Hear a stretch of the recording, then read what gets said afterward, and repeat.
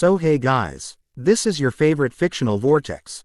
So in this video, we will see what if Naruto was bitten by a divine spider, becoming the Sage Spider T. Otem Naruto x Gwen Stacy x Mary Jane Watson Marvel Spider-Verse. But before we start, remember to subscribe and like this video. Now let's start. Chapter 1. The Divine Bite. The pale moonlight filtered through ancient trees, casting dappled shadows across the forest floor. Naruto Uzumaki moved silently through the underbrush, his movements fluid and purposeful, nothing like the brash, loud ninja who had once painted the Hokage monument in broad daylight. At 19, the war hero had grown into his potential, his blonde hair longer now, framing a face that had lost its childy roundness but maintained that spark of determination in cerulean eyes. He paused, extending his senses outward as he'd learned during his sage training. Something felt wrong. Not dangerous, necessarily, but decidedly off-kilter. Like reality itself had hiccuped. The mission scroll from Kakashi had been frustratingly vague. Investigate anomalous chakra readings near the ancient Uzumaki temple ruins on the northern peninsula. What made these readings different from the 100 other strange occurrences that popped up in the aftermath of the Fourth Great Ninja War remained unclear. Talk about a needle in a haystack, Naruto muttered, rolling his shoulders to release tension. Could have at least told me what I'm supposed to be looking for. The peace following Kagaya's defeat had settled uncomfortably around him. While others transitioned easily back to normal life, Naruto found himself caught between the relief of achievement and the uncertainty of purpose. When you've saved the world before 20, what exactly comes next? Moonlight suddenly intensified as clouds parted overhead, illuminating the weathered stone torii gate that marked the temple entrance. Beyond it, crumbling steps led up to what remained of the once magnificent structure dedicated to forgotten gods and lost knowledge. Naruto approached cautiously, fingers brushing against a worn stone fox statue guarding the entrance. The moment his skin contacted the ancient stone, the air shimmered, subtle enough that anyone else might have dismissed it as a trick of moonlight. Definitely not normal, he whispered, creating a shadow clone with a practiced hand sign. The duplicate nodded, understanding the unspoken command to remain as lookout. The temple interior smelled of time, that peculiar mixture of dust, stone, and abandonment that accumulates over centuries. Roots had broken through walls, and entire sections of ceiling had collapsed, allowing moonlight to stream through in natural spotlights. Yet despite the destruction, intricate spiraling patterns reminiscent of the Uzumaki clan symbol remained visible on partially collapsed walls. As Naruto ventured deeper, the anomalous sensation intensified. The air felt thinner here, charged with potential like the moment before lightning strikes. His footsteps echoed strangely, sometimes with a delay, sometimes preceding the actual step, as if time itself wavered in this place. What the hell? Naruto stopped before a wall covered in ancient, faded script. The writing was unlike anything he'd seen before, neither the familiar characters of modern language nor the established script of forbidden jutsu. These symbols seemed to shift when viewed directly, settling only in peripheral vision. Naruto reached into his pack for a sealing scroll, intending to copy the strange text, when a faint blue glow emanated from behind a partially collapsed section of wall. Curiosity overriding caution, he carefully shifted rubble aside to reveal a hidden chamber. The room beyond was remarkably intact, a perfect circle with a domed ceiling. At its center stood a stone pedestal, atop which rested a crystalline orb pulsing with gentle blue light. The orb's surface swirled with what appeared to be galaxies and nebulae in miniature, a universe contained within a sphere no larger than his palm. That's definitely not in the mission brief, Naruto whispered, approaching cautiously. As he drew closer, the orb's pulsing synchronized with his heartbeat. The swirling cosmic patterns within began forming recognizable shapes, a massive tree with LDS hanging from its branches like fruit, doorways opening between realities, and creatures that defied description moving between them. Drawn by an impulse he couldn't name, Naruto extended his hand toward the orb. The moment his fingers touched its surface, the crystal shattered with a sound like reality tearing. Instead of fragments, 8 glowing threads of light extended outward, each connecting to a different section of the chamber walls where previously unseen doors suddenly materialized. Shit! Naruto jumped back, kunai in hand, but the threads weren't attacking. They simply hung in the air, vibrating with potential, connecting what appeared to be 8 doorways arranged in a perfect octagon around the chamber. The doors weren't physical constructs but rather places where reality seemed thinner, shimmering portals that offered glimpses into other worlds. Through one, Naruto glimpsed a technological cityscape with vehicles flying between towering structures. Through another, a primitive landscape where dinosaur-like creatures roamed beneath 3 moons. A voice, or perhaps not a voice at all but knowledge inserting itself directly into his consciousness, whispered, "The great web thins. The barriers weaken. The balance falters. Asterisk. Who's there?" Naruto called, slipping seamlessly into a defensive stance. "Show yourself. The guardians diminish. The hunters grow stronger. A new anchor must be forged." Asterisk. The temperature in the chamber plummeted. Frost crystallized across the stone floor in intricate web patterns. The 8 portals pulsed in unison, each flaring with light before settling into a gentle, continuous glow. From the shadows between the portals, something moved. Not from any specific direction, but rather from the spaces between directions, as if emerging from a dimension perpendicular to normal reality. It was a spider, yet not a spider as Naruto understood them. Its body shimmered between states, sometimes appearing solid, sometimes transparent. Sometimes not visible at all but rather a spider-shaped hole in reality through which countless stars gleamed. Its 8 legs moved with deliberate, intelligent purpose as it descended on a thread that seemed woven from pure moonlight. The spider was simultaneously tiny enough to fit in Naruto's palm and vast beyond comprehension, as if its true form existed primarily in realms beyond human perception. Its 8 eyes glowed with an inner light that shifted through colors Naruto had no names for. The Sage of 6 Paths preserved this realm when the first thinning occurred, asterisk the knowledge voice continued. His blood runs in your veins, Uzumaki. His power and responsibility echo in your soul, asterisk. I don't understand, Naruto replied, finding himself oddly unafraid despite the bizarre situation. Something about this entity resonated with the natural energy he'd learned to harness through Sage mode. What are you? I am the Divine Spider, guardian of the great web that connects all worlds.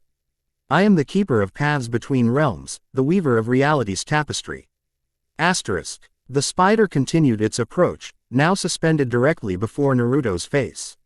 For millennia, I have maintained balance from this nexus point.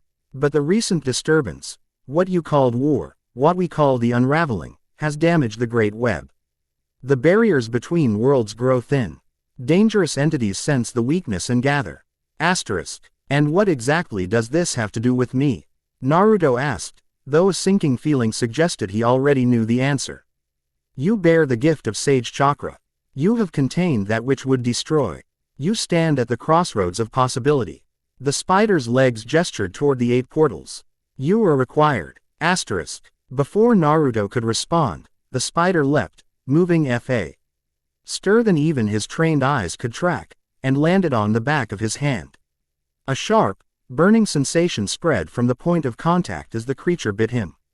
What the? Naruto staggered backward, clutching his hand. The bite mark glowed with the same shifting cosmic light as the spider itself, pulsing in time with his heartbeat. The power of the divine totem now flows within you, Uzumaki Naruto. The great web recognizes you as guardian and anchor. Asterisk. The spider scuttled back to the center of the chamber where the orb had been, its form already beginning to fade. Learn quickly. They already come. Asterisk. Pain exploded through Naruto's body, not the localized burning of the bite but a systemic agony as if every cell was being rewritten. He fell to his knees, vision blurring as the A.T. portals began spinning around him like a kaleidoscope of worlds. Who's coming? Naruto managed through gritted teeth. What am I supposed to do? But the divine spider had vanished, leaving only a final whispered message echoing in his mind. The Spider-Verse needs its sage. The web must be rewoven. Asterisk. Naruto collapsed fully now, consciousness slipping away as his body convulsed. The last thing he saw before darkness claimed him was a single thread of shimmering web extending from his own hand, a web he hadn't consciously created. Awareness returned gradually, sensations filtering in one by one. The cold stone against his back. The musty scent of the ancient temple. The sound of his own labored breathing. And something else. A cacophony of whispers just below the threshold of comprehension. Like standing in a crowded room with hundreds of simultaneous conversations. Naruto opened his eyes to find the chamber transformed. The 8 portals had vanished, leaving only ordinary stone walls. Moonlight still streamed through the damaged ceiling, but it seemed impossibly bright, each beam distinct and almost tangible. He sat up gingerly, expecting pain, but found himself feeling different. Not injured, but fundamentally altered in ways he couldn't immediately identify. His senses seemed sharper. Not just vision and hearing, but an awareness of his surroundings that transcended normal perception. The bite mark on his hand had changed, no longer glowing but having settled into a distinct pattern, a small, intricate spider silhouette that shimmered faintly when he moved. "What the hell did you do to me?"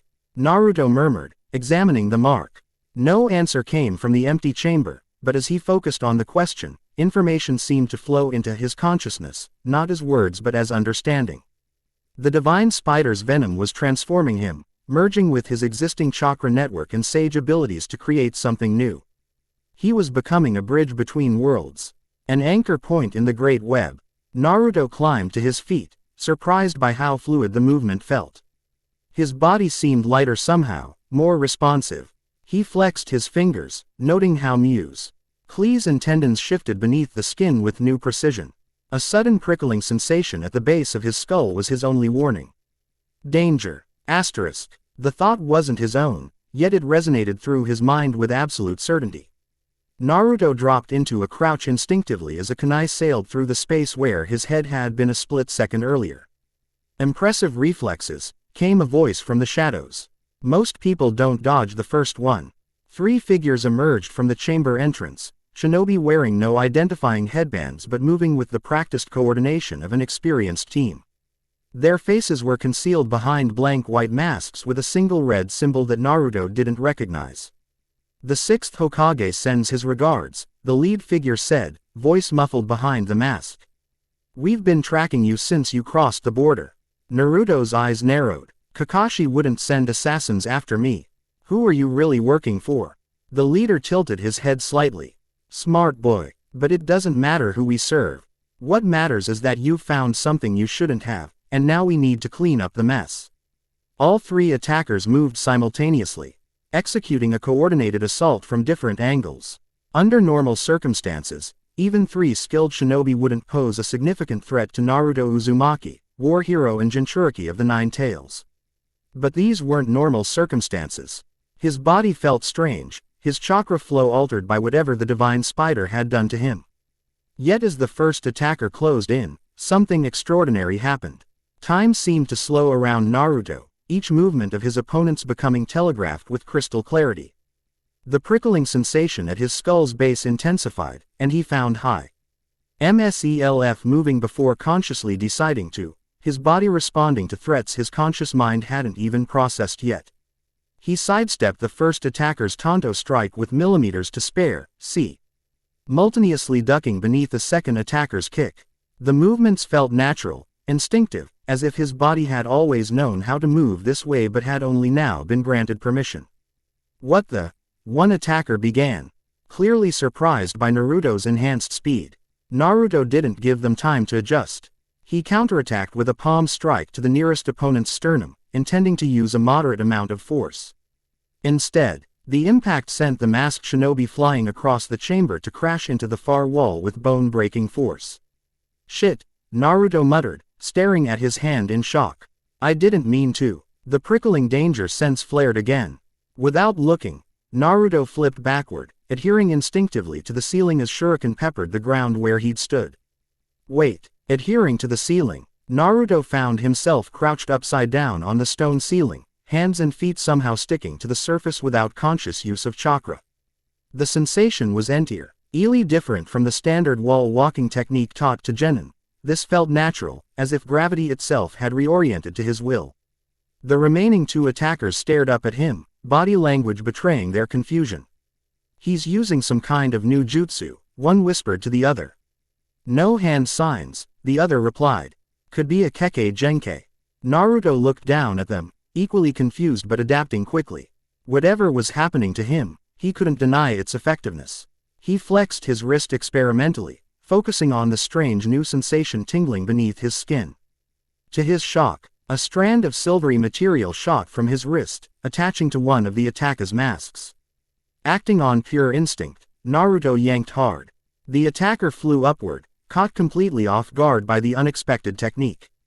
Naruto's fist connected with the man's jaw as he approached, rendering him instantly unconscious.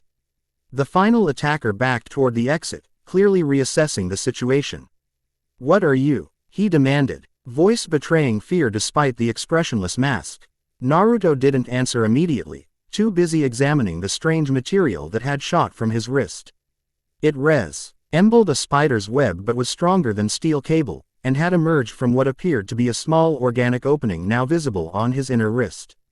"I'm still figuring that out," Naruto finally replied, dropping from the ceiling and landing in a perfect crouch. "But I suggest you start talking. Who sent you, and what do you know about this place?" Instead of answering, the masked shinobi made a complex hand sign. The temple floor beneath Naruto's feet illuminated with a ceiling array that hadn't been visible moments before. "Containment protocol initiated," the shinobi announced formally. "Subject compromise confirmed. Purge authorized." The ceiling array expanded rapidly, encircling Naruto in glowing characters that began to constrict inward. Ordinary chakra techniques might have been neutralized by such a seal, but whatever now flowed through Naruto's veins was anything but ordinary. The danger sense flared again, this time accompanied by vivid impressions: the seal's structure, its weaknesses, the precise point where its energy flow could be disrupted. Without questioning this new knowledge, Naruto slammed his palm against a specific character in the array. The entire seal shuddered, its light flickering before extinguishing entirely. The masked shinobi stumbled backward in shock. "Impossible." Naruto closed the distance between them in a blur of motion, pinning the attacker against the wall with one hand. "Last chance. Talk." "We serve the balance," the shinobi gasped, struggling against Naruto's enhanced strength. "The dimensional boundaries must be maintained. The spider temple was sealed for a reason." "What reason?" Naruto demanded. "The thinning has begun again. If the divine spider chose you, then the situation is more dire than we feared." Despite being captured, the shinobi's voice had taken on an almost reverential quality. "You should be dead. No human vessel has survived the totem transfer in 8 centuries. Before Naruto could press for more information, the shinobi bit down hard on something concealed in his mouth. His body immediately convulsed, foam appearing at the corners of his lips. "No." Naruto released him, but it was too late. Whatever poison the man had used worked with horrifying efficiency. Within seconds, he lay dead on the temple floor. Naruto stood amid the aftermath, processing what had just happened. 3 trained assassins dispatched with barely any effort, abilities manifesting that defied explanation. A dead man who spoke of dimensional boundaries and human vessels. And beneath it all, a persistent chi whispering at the edges of his awareness, countless voices speaking across an unfathomable distance. The shadow clone he'd left outside dispelled itself, transferring its memories back to him.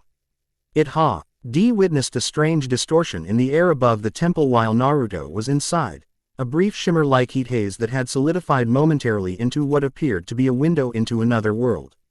Through that window, the clone had glimpsed a cityscape of impossible buildings and a figure swinging between them on webs. "I need to get back to Konoha," Naruto decided, gathering his equipment. Whatever was happening to him, he needed more information, and the dead assassins had clearly been part of something larger. Kakashi and Tsunade would know how to proceed. As he moved to leave the chamber, Naruto paused, feeling a strange reluctance to abandon this place. Acting on impulse, he approached the center of the room where the divine spider had appeared. Among the fragments of the shattered orb lay a single object he hadn't noticed before, a small scroll sealed with wax bearing the impression of a spider. Naruto picked it up carefully, tucking it into his equipment pouch. As his fingers touched the scroll, brief impressions flashed through his mind, other figures in other worlds with abilities similar to what he was developing.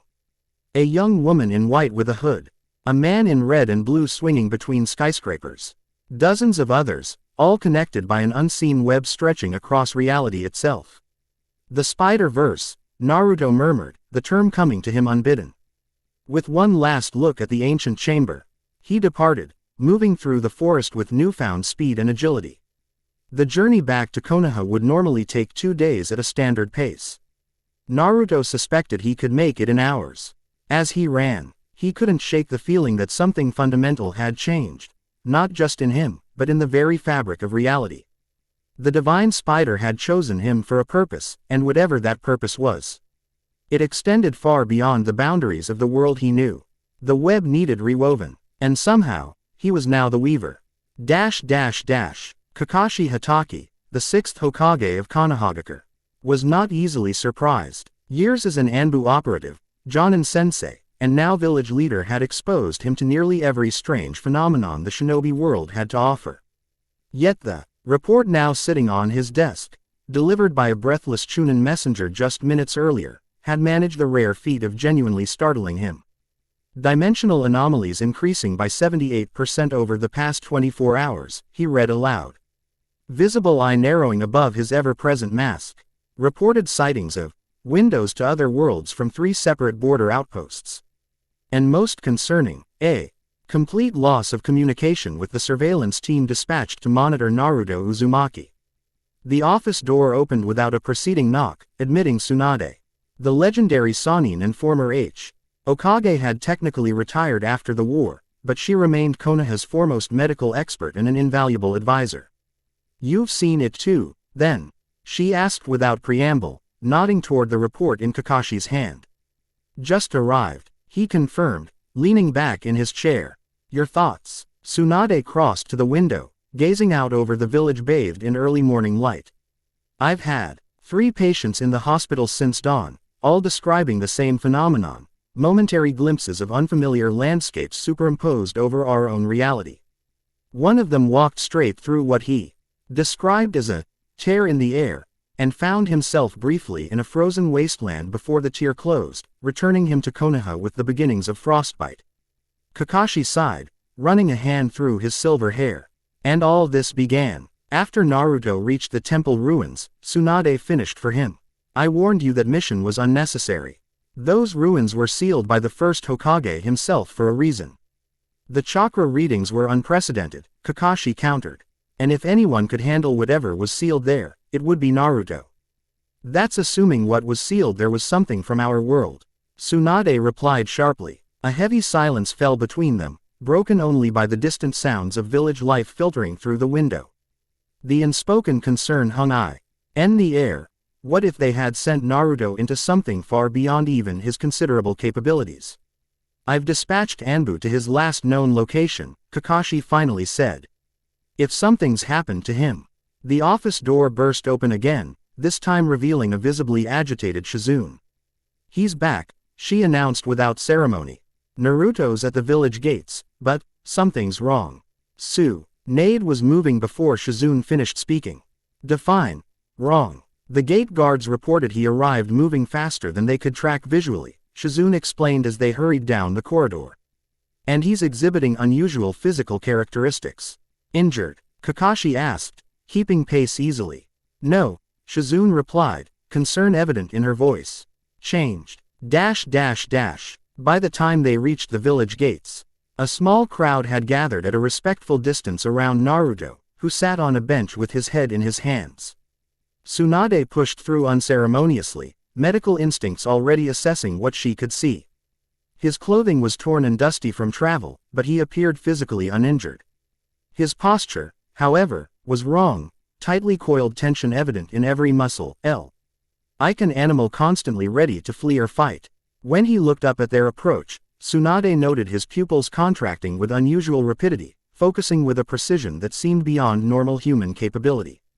"Give us the room," Kakashi ordered, and the gathered shinobi dispersed immediately, though many cast curious glances back as they departed.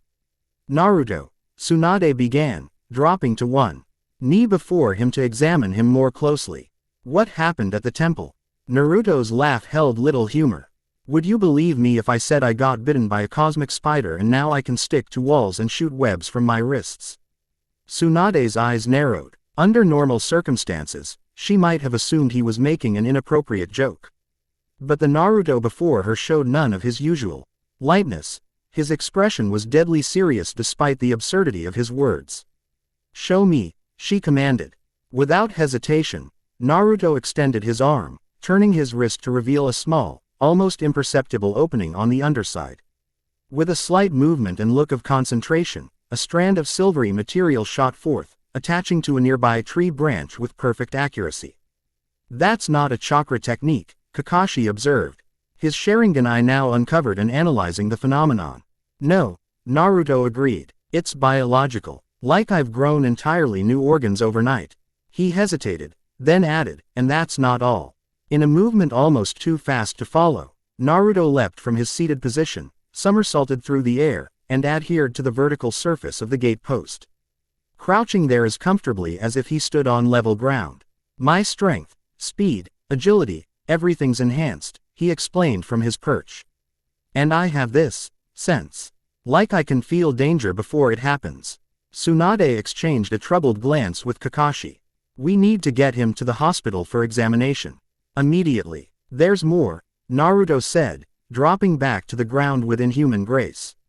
From his equipment pouch, he withdrew the spider-sealed scroll he'd recovered from the temple.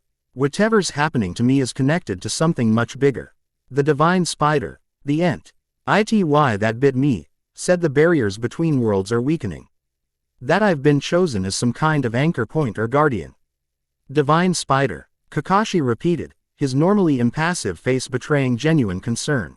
"It called itself the guardian of the great web that connects all worlds," Naruto explained. "And it mentioned something called the Spider-Verse." Tsunade extended her hand. "Let me see the scroll." Naruto passed it to her, then continued, "There were assassins waiting for me at the temple. They knew about the spider, about dimensional boundaries. One of them said the thin ing has begun again and seemed surprised I survived something called the totem transfer." Tsunade examined the scroll carefully, noting the unfamiliar wax seal. "This isn't like any summoning contract I've ever seen," she murmured. "I don't think it's a summoning contract," Naruto replied. "At least, not in the way we understand them." Kakashi's visible eye narrowed in thought. "These diamonds, ional anomalies you encountered, they match reports we've been receiving from across the village and beyond. People are seeing glimpses of other worlds, and in some cases, briefly crossing between them. It's already starting, then," Naruto said grimly. "The divine spider warned me that they were coming. I think it meant threats from these other dimensions." "Hospital, now," Tsunade ordered, her tone brooking no argument. "We need to understand exactly what's happening to your body before we can address the larger implications." As they made their way through the village, Naruto became increasingly aware of the stares directed his way. Not the familiar looks of admiration or the long-ago glares of hatred, but expressions of uncertain curiosity. Had his physical appearance changed in ways he hadn't noticed? Or were people simply responding to his altered movement patterns and the tangible aura of difference that surrounded him? The hospital examination room felt claustrophobic in a way it never had before. Every sound seemed magnified. The buzz of fluorescent lights overhead, the steady rhythm of Tsunade's heartbeat as she prepared diagnostic equipment, the whispered conversation of medical staff in the corridor outside. Naruto found himself cataloging multiple escape routes instinctively, a behavior he recognized as both unnecessary and uncharacteristic. "Your pulse is elevated but steady," Tsunade noted. Reviewing initial readings. "Temperature slightly above your normal baseline but not dangerously so. Now, let's take a look at your chakra network." She placed her palms against Naruto's chest, channeling medical chakra for a diagnostic technique. Almost immediately, her eyes widened in shock. "What?" Naruto asked, tension evident in his voice. "What's wrong?" "Your chakra network has evolved," Tsunade replied, continuing her examination with greater intensity. "New pathways have formed, integrating with your existing network rather than replacing it. And your chakra itself has taken on properties I've never encountered before." "Is it dangerous?" Kakashi asked from his position by the door. "I don't think so," Tsunade said slowly. "It's more like his system has been upgraded. The closest analogy would be Sage Chakra, but this is fundamentally different." She straightened, fixing Naruto with a serious gaze. "I need to see the bite mark." Naruto extended his hand, revealing the small spider silhouette now permanently embedded in his skin. Unlike a tattoo or scar, it seemed to exist simultaneously on the surface and beneath it, occasion. Allies shifting position slightly when not observed directly. Tsunade examined it carefully, then attempted a medical jutsu to analyze its composition. The moment her chakra made contact with the mark, it reacted, pulsing once with that same cosmic light Naruto had seen in the temple. A series of images flashed through Naruto's mind, and judging by Tsunade's startled expression, through hers as well. A vast web stretching across infinite darkness. Countless worlds suspended like dewdrops on the strands. Shadows moving between them, hunting. A growing tear in the fabric of reality itself. Tsunade pulled her hand back as if burned.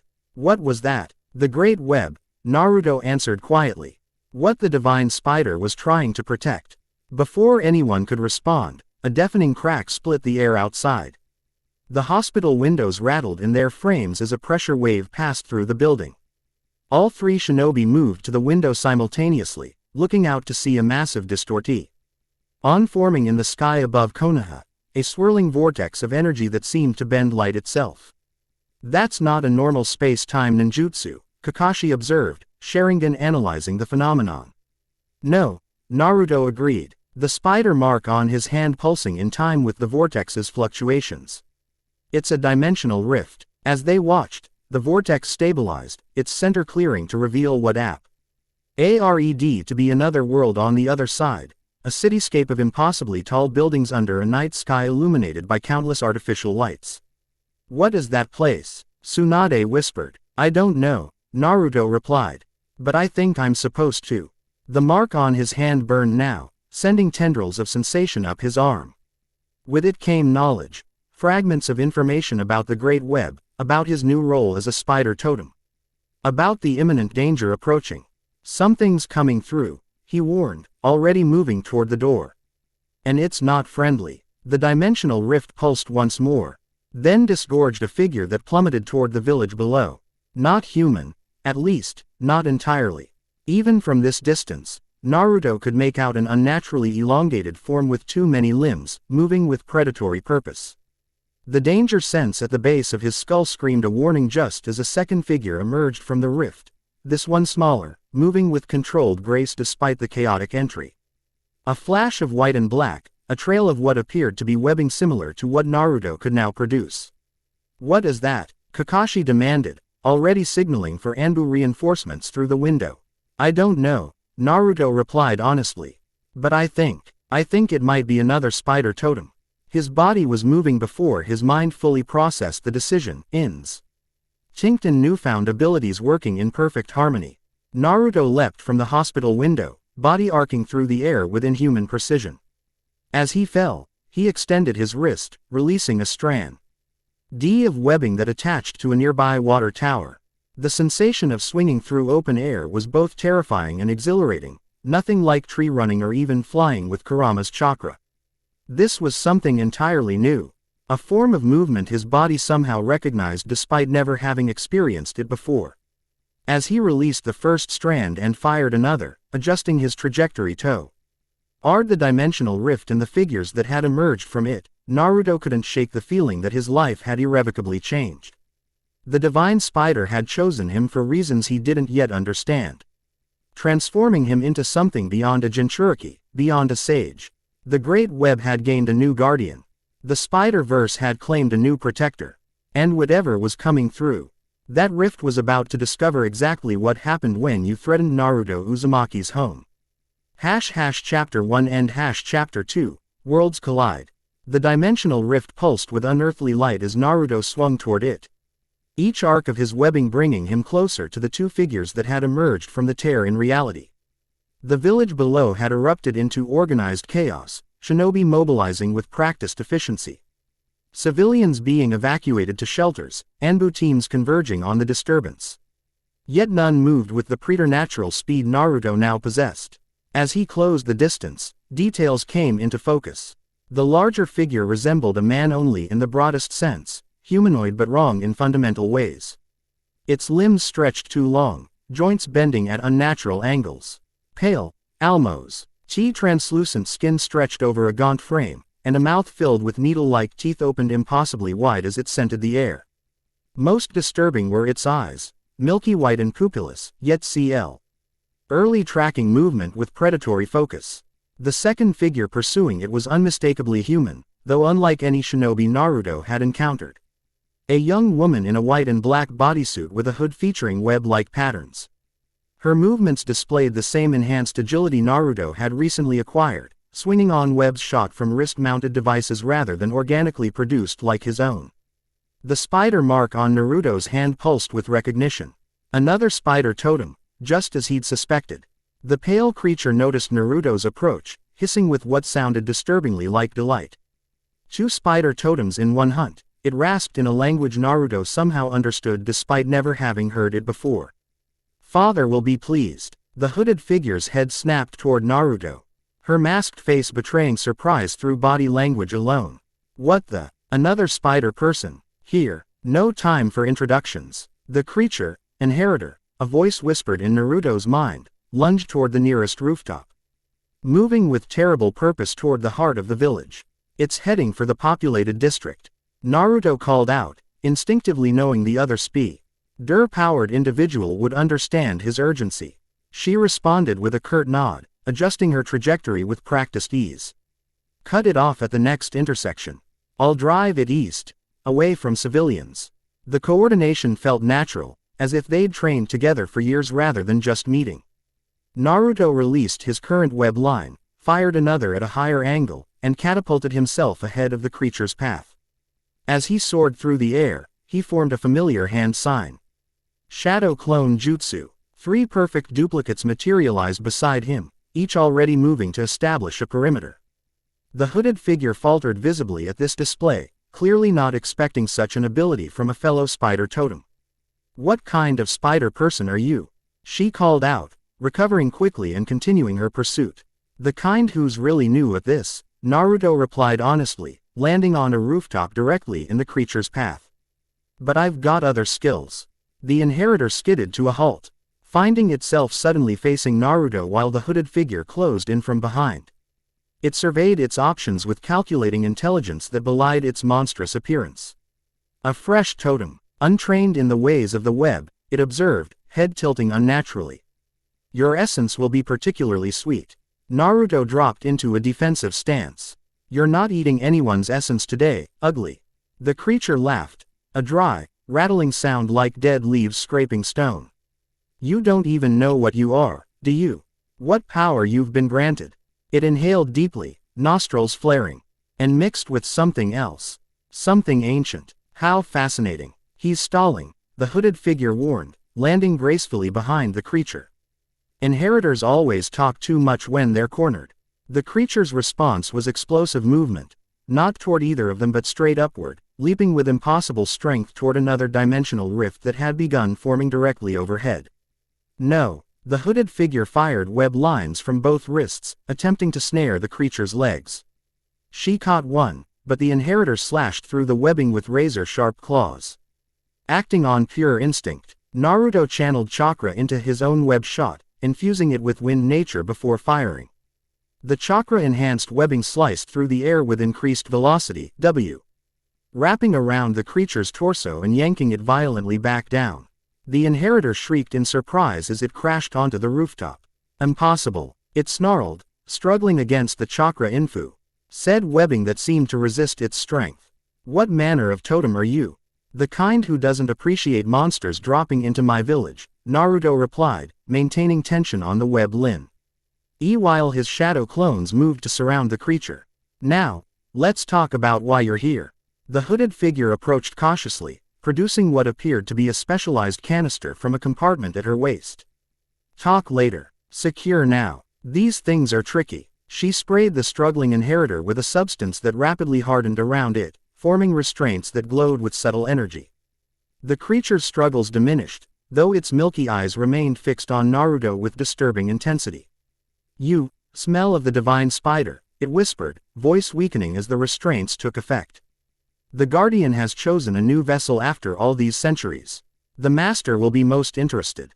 Before either Naruto or the hooded figure could respond, the creature's body began to dissolve, not decomposing but rather losing cohesion at the molecular level, particles dispersing into the air until nothing remained but the empty restraints.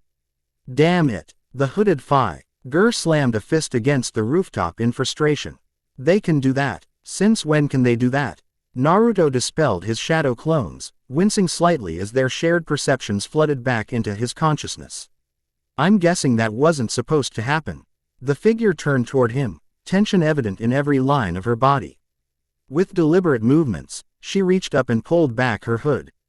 Then removed her mask to reveal a young woman approximately his age with pale blonde hair styled in an undercut, a piercing gaze, and features that combined determination with intelligence. No, that wasn't supposed to happen, she confirmed, studying him with intense scrutiny. And you weren't supposed to happen either. This dimension wasn't on any of our maps of the web. Naruto returned her gaze steadily. I'm Naruto Uzumaki, and you're right, I'm new to this whole spider totem thing. Got bitten by something calling itself the Divine Spider less than 24 hours ago. Her eyes widened. The Divine Spider. That's just a legend. A myth among spider people. She extended a hand after a moment's hesitation. Gwen Stacy. Spider woman where I come from. Dimensio. Null traveler by necessity rather than choice. As they shook hands, a jolt of recognition passed between them, not physical but something deeper, a resonance within the web that connected them despite their different origins. You really were just bitten yesterday? Gwen asked, disbelief coloring her tone. And you're already using your abilities like that? Most of us spend weeks just learning sick web swinging without face planting into buildings. Naruto shrugged. I'm a fast learner. Plus, I've been training as a shinobi since I was a kid. The physical adjustments aren't that different from chakra control. Shinobi, chakra, Gwen repeated, confusion evident. Okay, we definitely need to compare notes, but first, she glanced around at the village spread below them, at the shinobi teams now converging on their position. And at the still-present dimensional rift pulsing ominously overhead. Maybe we should move this conversation somewhere less exposed. That inheritor was definite, Lee sending a message to others of its kind before itself dissipated. The prickling sensation at Naruto's skull base confirmed her assessment. Agreed. Follow me. I know where we'll be safe. As they prepared to depart, a familiar voice called from below. Naruto, stand down and identify your companion. Kakashi had arrived with a full Anbu squad, their masked faces turned upward expectantly. Sixth Hokage's posture was deliberately casual, but Naruto recognized the readiness beneath the relaxed exterior. It's okay. Naruto called back. She's not a threat. She was hunting that creature. He turned to Gwen. That's our Hokage. Our leader. We should report to him first. Gwen nodded slowly, taking in the assembled shinobi with analytical eyes. Your world has organized superhuman forces. Interesting. Most dimensions of visited leave the spider people to operate independently. It's complicated, Naruto replied, realizing just how much explanation lay ahead. Our world doesn't have superhumans, exactly. We have shinobi, ninja with trained abilities to manipulate chakra. Ninja, Gwen repeated flatly. With magic powers, not magic. Chakra, Naruto corrected automatically. Callie before catching her skeptical expression. And yes, I hear how that sounds. A slight smile tugged at Gwen's lips, the first break in her intense demeanor. Lead the way, Ninja Spider. This should be interesting. The Hokage's office had never felt quite so crowded, despite containing only 4 people. Kakashi sat behind his desk, visible eye moving methodically between Naruto and they. Our interdimensional visitor as they explained the situation. Tsunade stood by the window, arms crossed, medical expertise analyzing every detail of Gwen's description of spider totems. And Gwen herself, perched comfortably on the back of a chair rather than sitting in it conventionally, a habit, she explained dismissively, that most spider people develop naturally. So these inheritors feed on life force of spider totems across dimensions, Kakashi summarized, fingers steepled before him. And they've discovered a way to breach the barriers between worlds more effectively than before. That's the simplified version, Gwen confirmed. Normally, they can only track active spider totems, people who've already been empowered and are using their abilities. But recently, they've developed some method of detecting potential totems too, hunting people before they even receive their powers. And the divine spider that bit Naruto? Tsunade asked. You said it was considered mythical even among your kind. Gwen nodded, an excited energy animating her movements as she warmed to the topic. In our lore, the divine spider is basically the original, the first and most powerful spider totem in existence. It supposedly helped weave the great web that connects dimensions in the first place. She glanced at Naruto with renewed interest. If it really chose you directly, that's unprecedented in modern times. It said something about needing an anchor, Naruto recalled. That the barriers between worlds were thinning, and I was meant to help repair the web. That tracks with what we've been experiencing, Gwen replied. Dimensional barriers weakening, unexpected rifts forming, inheritors crossing over more easily. She stood, pacing with restless energy. A group of us have been trying to track the pattern, identify the source of the instability. If the divine spider has activated after all this time, the situation must be worse than we thought. Kakashi's gaze sharpened. You said, a group of us. There are more like you. Many more, Gwen confirmed. Across countless dimensions, the spider totem manifests in different individuals. Some receive their powers from radioactive spiders. Some from genetic engineering, some through mystical means. We're all connected through the web, though most never realize it or meet their counterparts from other realities. And in your dimension? Tsunade asked. A shadow crossed Gwen's face. In my world, I was a normal teenager until a genetically enhanced spider bit me during a laboratory field trip. I gained abilities, strength, agility, wall crawling, a sixth sense for danger. I became Spider-Woman. Her expression darkened further. But power always comes with a price. The pain evident in her voice suggested losses Naruto understood all too well. He'd experienced enough tragedy to recognize its echoes in others. So what happens now? Kakashi asked, pragmatic as always. Gwen turned to Naruto. Normally, I'd say he needs training, intensive work with experienced spider people to master his abilities. But, she gestured at Naruto with a mixture of confusion and admiration. He's already combining his spider powers with these chakra techniques of yours in ways I wouldn't have thought possible. That chakra-enhanced webbing he used against the inheritor. Never seen anything like it. Naruto has always been uniquely adaptable, Tsunade observed with a hint of pride. Though we should continue monitoring how these new abilities integrate with his existing chakra network. There's something else, Naruto interjected. The mark on his hand pulsing gently as he spoke. When the divine spider bit me, it didn't just give me spider abilities. It connected me directly to the great web in a way I don't fully understand yet. I can sense things, rifts forming, other spider totems, threats approaching, like an awareness extending beyond normal perception. Gwen's eyebrows rose. That's not standard issue spider stuff. Most of us just get the physical enhancements, web shooting, and the warning sense we call spider sense. What you're describing sounds more like. She hesitated, searching for words. More like what we've heard about web anchors. Web anchors, Kakashi prompted. Theoretical, until now, Gwen explained. Points of stability within the great web, beings who help maintain its integrity. Prevent dimensional collapse, sort of like living keystones. She studied Naruto with renewed interest. If that's what the divine spider was creating when it bit you, you're not just another spider person. You're something much more significant to the multiverse. The weight of this responsibility settled uncomfortably on Naruto's shoulders. He'd grown accustomed to carrying burdens, the 9 tails. The expectations of being the 4th Hokage's son, the hope of ending cycles of hatred, but this extended beyond anything he'd imagined. I need to learn more, he decided, determination replacing uncertainty. About these abilities, about the great web, about what I'm supposed to do as an anchor. I can help with the spider powers, Gwen offered. That's the easy part, especially given how quickly you're adapting. The web anchor business, she spread her hands. That's outside my expertise, but I know someone who might have answers, if we can reach them. Who? Tsunade asked. Madam Web, a powerful psychic in my dimension who serves as a kind of guide to spider people. She understands the great web better than anyone I've met. Gwen's expression turned troubled, but reaching her would require stable dimensional travel, which is exactly the problem we're facing.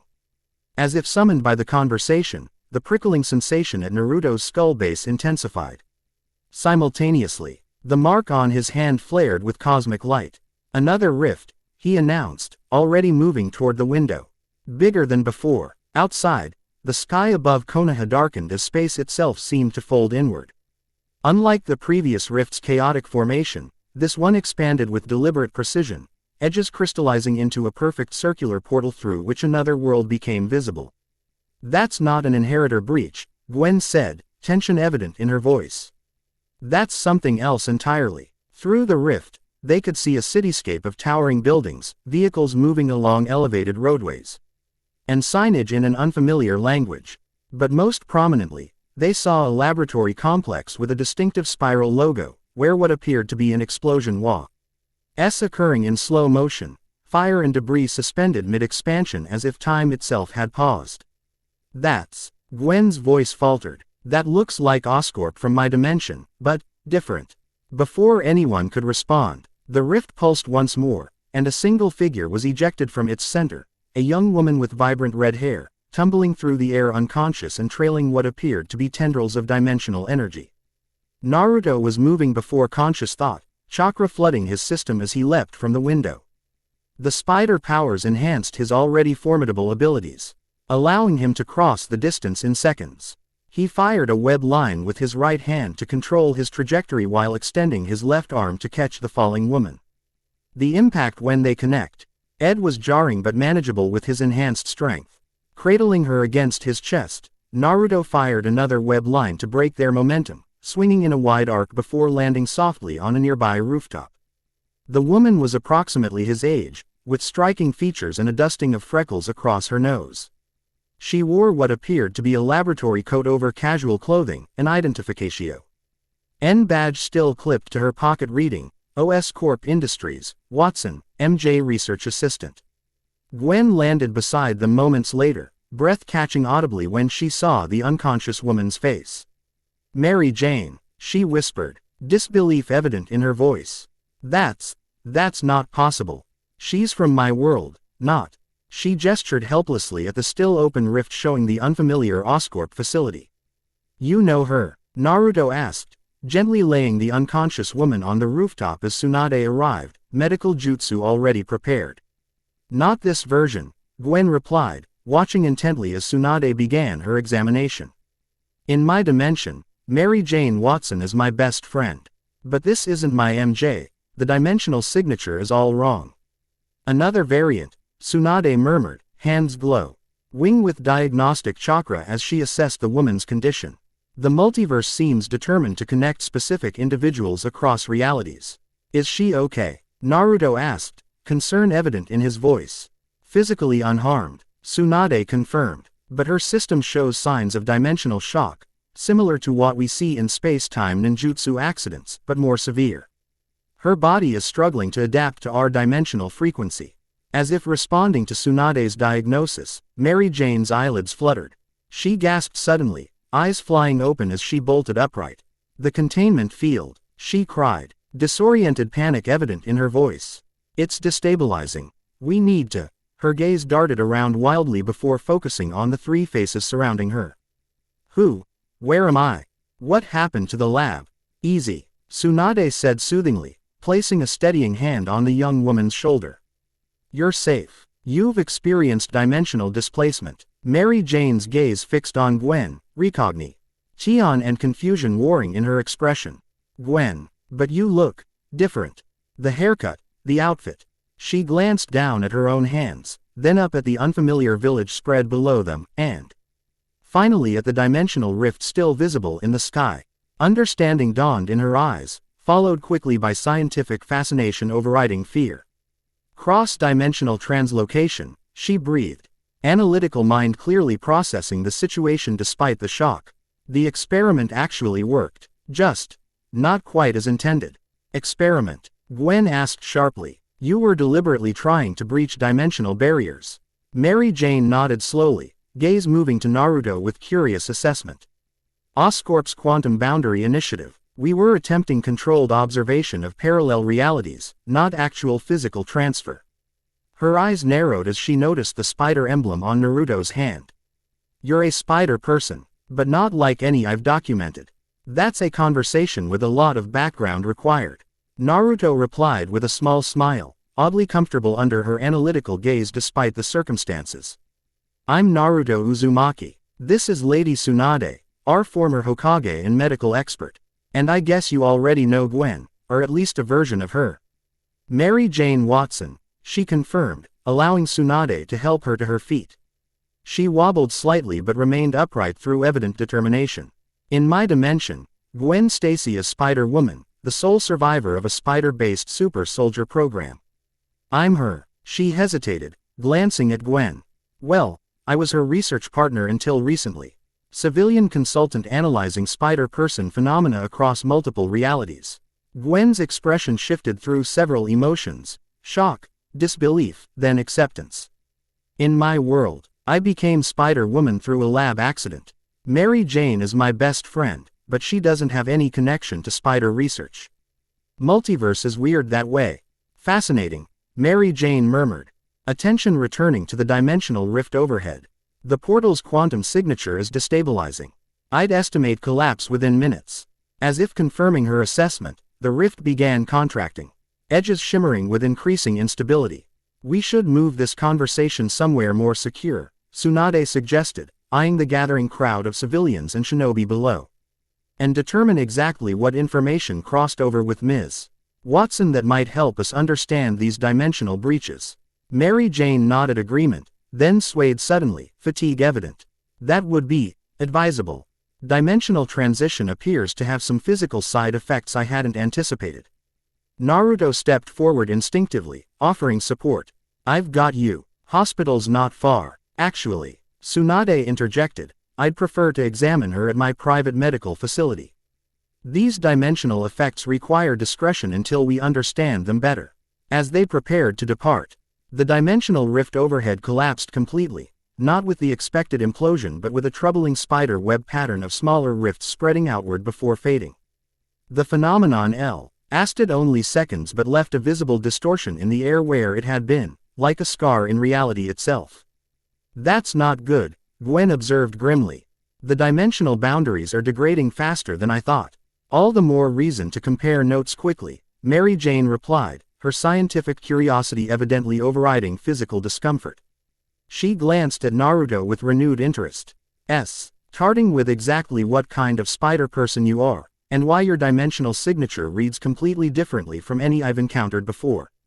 The frank assessment combined with clear intelligence behind her green eyes caught Naruto off guard. Most people didn't look at him with such scientific evaluation. They saw the hero, the Jinchuriki, the potential Hokage. Mary Jane Watson saw a puzzle to solve, a phenomenon to understand. The novelty was strangely refreshing. "It's a long story," he replied with a genuine smile, "involving cosmic spiders, ninja training, and apparently becoming something called a web anchor." "Web anchor," Mary Jane repeated, eyebrows rising. "The theoretical multiversal stabilization points. That's..." Her scientific composure cracked slightly as excitement took over. "That's revolutionary if true. The implications for dimensional stability theory alone would rewrite everything we know about multiverse mechanics." Gwen shook her head with a hint of amusement. "Some things are consistent across dimensions. MJ always gets that same look when confronted with new scientific data." "I do not have a look," Mary Jane protested automatically, then caught herself with a startled laugh.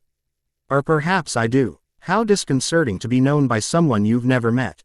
As they made their way across Konoha's rooftops, Tsunade and Gwen moving with practiced agility while Naruto carried Mary Jane, who observed the village with fascinated attention, the reality of their situation settled over the group.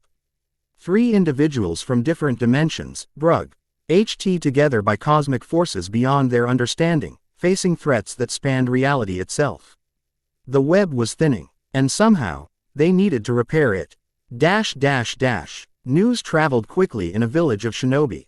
By the time they reached Tsunade's private medical facility, a secluded building near the Hokage monument with equipment and security measures beyond the standard hospital, word of the strange visitors and dimensional rifts had spread throughout Konoha. Curious civilians gathered at a respectful distance, while Anbu maintained a discreet perimeter around the facility. Inside, Tsunade had converted the main examination room into an impromptu conference area. Maps of reported dimensional anomalies covered one wall, medical data from Naruto's examination another. Kakashi arrived shortly after they did, bringing scrolls from the restricted archive containing what little information Konoha possessed about dimensional phenomena. The first Hokage recorded encountering wounds in the fabric of reality, near the temple where Naruto found the divine spider, Kakashi explained, unrolling an ancient scroll carefully. He described sealing rituals performed with the assistance of Uzumaki clan members to bind the tears and prevent the crossing of otherworldly entities. Mary Jane, recovered enough to sit upright though still noticeably pale, leaned forward with interest. The seals. Do you have diagrams of their construction? Some, Kakashi confirmed, revealing complex patterns that resembled both traditional fuinjutsu and something more esoteric. Though without Uzumaki expertise in sealing techniques, our understanding is limited. They look similar to quantum barrier algorithms we were developing, Mary Jane observed, studying the patterns intently. Different methodology but functionally parallel purpose, creating energetic boundaries between dimensional planes. Gwen, who had been pacing restlessly, paused to examine the seals. I've seen similar patterns in Madame Web's sanctum. She called them anchoring points, places where the Great Web connects most strongly to individual dimensions. Which brings us back to Naruto's new role, Tsunade interjected, directing their attention to the medical data displayed nearby. His chakra network is integrating the spider essence in unprecedented ways, creating what appears to be a living dimensional anchor. Naruto, who had been unusually quiet during this exchange, flexed his hand thoughtfully, watching the spider mark shimmer. I can feel it, he admitted. Like I'm connected to something vast. Sometimes I get flashes, glimpses of other worlds, other spider people, and a sense of where the web is damaged. Can you locate these damage points precisely? Mary Jane asked, scientific mind clearly formulating hypotheses. If we could map them, perhaps we could establish a pattern, predict future ruptures. It's not that specific, Naruto explained, struggling to articulate sensations beyond normal experience. More like a general awareness, like knowing a storm is approaching without seeing the clouds yet. Your abilities will likely develop with time, Tsunade reassured him. The integration process is still ongoing. A soft knock at the door interrupted their discussion. Shizune entered, looking apologetic. I'm sorry to disturb you, but there's someone here who insists on seeing Naruto. She says it's urgent. Quote, the door opened wider to reveal Hinata Hyuga. Her pale eyes immediately found Naruto, relief evident in her expression before shifting to curious assessment of the two unfamiliar women. Hinata, Naruto greeted warmly, genuine pleasure in his voice. Though their romantic relationship had gradually evolved into deep friendship rather than romance after the war, their bond remained one of his most valued connections. What brings you here? The Hyuga compound experienced a dimensional anomaly an hour ago, she explained, stepping into the room with characteristic grace. Father asked me to investigate when we heard you were involved with the disturbances. Her attention shifted to Gwen and Mary Jane, formal politeness masking natural curiosity. I apologize for the interruption. Not at all, Kakashi replied smoothly. Your Byakugan could provide valuable insight into these phenomena. What exactly occurred at the compound? A momentary overlay, Hinata explained, activating her bloodline limit briefly to demonstrate. The veins around her eyes became pronounced as her legendary visual prowess engaged. For approximately 30 seconds, we could see another location superimposed over our training grounds, a circular room with many screens showing different worlds.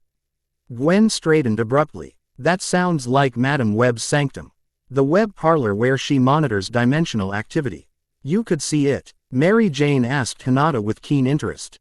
Without any technological assistance, Hinata nodded. The Byakugan allows us to perceive chakra and, under certain circumstances, aspects of reality invisible to normal vision. Fascinating, Mary Jane murmured. A biological dimensional perception ability. My universe has nothing comparable. Hinata's gaze returned to Naruto, noticing the changes in him that might be subtle to others but were unmistakable to her practiced eye. You've been affected by these dimensional events. It wasn't a question, but Naruto nodded anyway. Got bitten by a cosmic spider. Now I'm apparently a multiversal anchor point. He demonstrated by firing a small strand of webbing across the room. Then walked up the wall and onto the ceiling with casual ease. Hinata's composure slipped momentarily, genuine surprise widening her eyes before she recovered. That's quite a development. Understatement of the century, Gwen commented with a hint of amusement.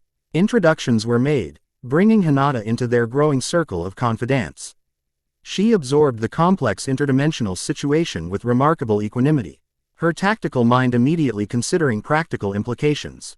If these rifts continue forming, the entire village could be at risk, she observed.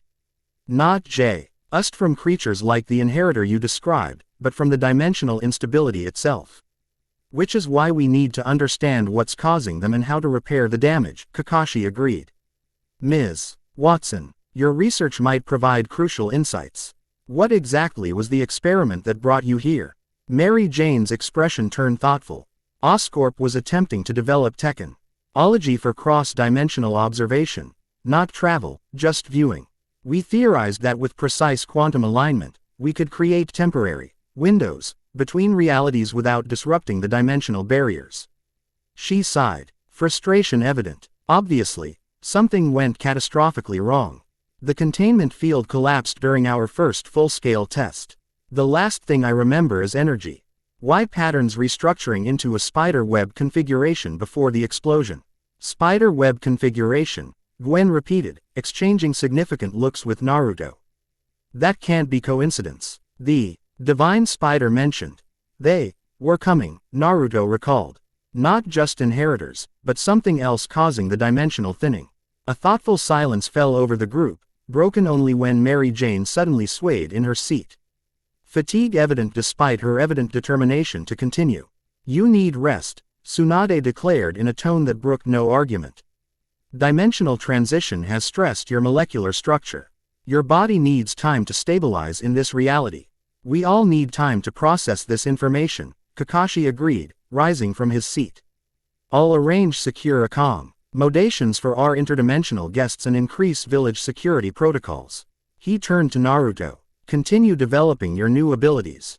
If you truly are a web anchor as they suggest, you may be our best defense against whatever comes next. As the meeting disbanded, Naruto found himself walking alongside Hinata through Tsunade's garden while Gwen conferred with Kakashi about security measures and Tsunade helped Mary Jane to a recovery room. How are you really doing with all this? Hinata asked softly, her perceptiveness unchanged by the years. Becoming something beyond even what you were before, it can't be easy. Naruto appreciated that she hadn't asked if he was okay. Hinata knew him well enough to understand that, okay, wasn't a relevant concept when the multiverse itself was at stake. Honestly, it's overwhelming, he admitted, something he would only confess to a few people. One day I'm trying to figure out my place in a peaceful world, the next I'm supposedly responsible for holding reality together. He examined the spider mark on his hand thoughtfully. But it also feels right, somehow. Like this was always a possibility waiting to happen. Hinata nodded understanding. You've always had a gift for bringing people together, for connecting what seemed disconnected. Perhaps this is simply an extension of who you already are. Her insight struck him with unexpected force. Perhaps that was why the divine spider had chosen him, not just for his sage abilities or Jinchuriki status, but for his natural tendency to forge bonds across seemingly insurmountable divides. Thanks, Hinata, he said with genuine gratitude. Somehow you always see things clearly. A subtle smile curved her lips. That is supposedly my specialty. Her expression turned more serious. Those women, Gwen and Mary Jane, they seem remarkable. They are, Naruto agreed readily. Gwen's been fighting a spider woman in her dimension for years, protecting people while dealing with losses I don't fully understand yet. And Mary Jane, her mind works at a level that reminds me of Shikamaru, seeing patterns and connections others miss. Hinata studied him with her perceptive gaze. And they both look at you with interest that extends beyond your new abilities. Naruto blinked, caught off guard by the observation. What? No, we just met, and there's the whole multiversal crisis to deal with, and Hinata's soft laugh interrupted his flustered response. Naruto, for someone with enhanced senses, you can be remarkably unobservant about certain things. Her expression held no jealousy, only warm amusement, just an observation from someone who knows what it looks like when someone finds you fascinating. Before he could formulate a response, a disturbance from inside the building drew their attention. Raised voices, followed by the distinctive sound of breaking glass. Naruto was moving instantly, Hinata right beside him as they rushed back inside. They found Mary Jane's recovery room in disarray, medical equipment scattered, the window shattered, and Mary Jane herself standing wide-eyed in the center of the chaos, staring at her hands which glowed with a faint bluish energy. I don't know what happened, she stammered, looking up as they entered. I was resting, then I felt this surge of energy, and suddenly everything metallic in the room started floating. When I tried to control it, the window just imploded. Tsunade rushed in behind them, quickly assessing the situation. The dimensional transition must have affected you on a quantum level, she theorized. Approaching Mary Jane cautiously, you're exhibiting abilities that weren't present before. That's impossible, Mary Jane protested, though the evidence literally glowed in her hands. I'm not a spider person. I'm not enhanced at all.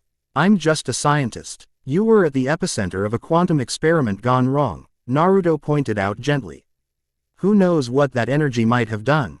Gwen arrived moments later, taking in the scene with a low whistle.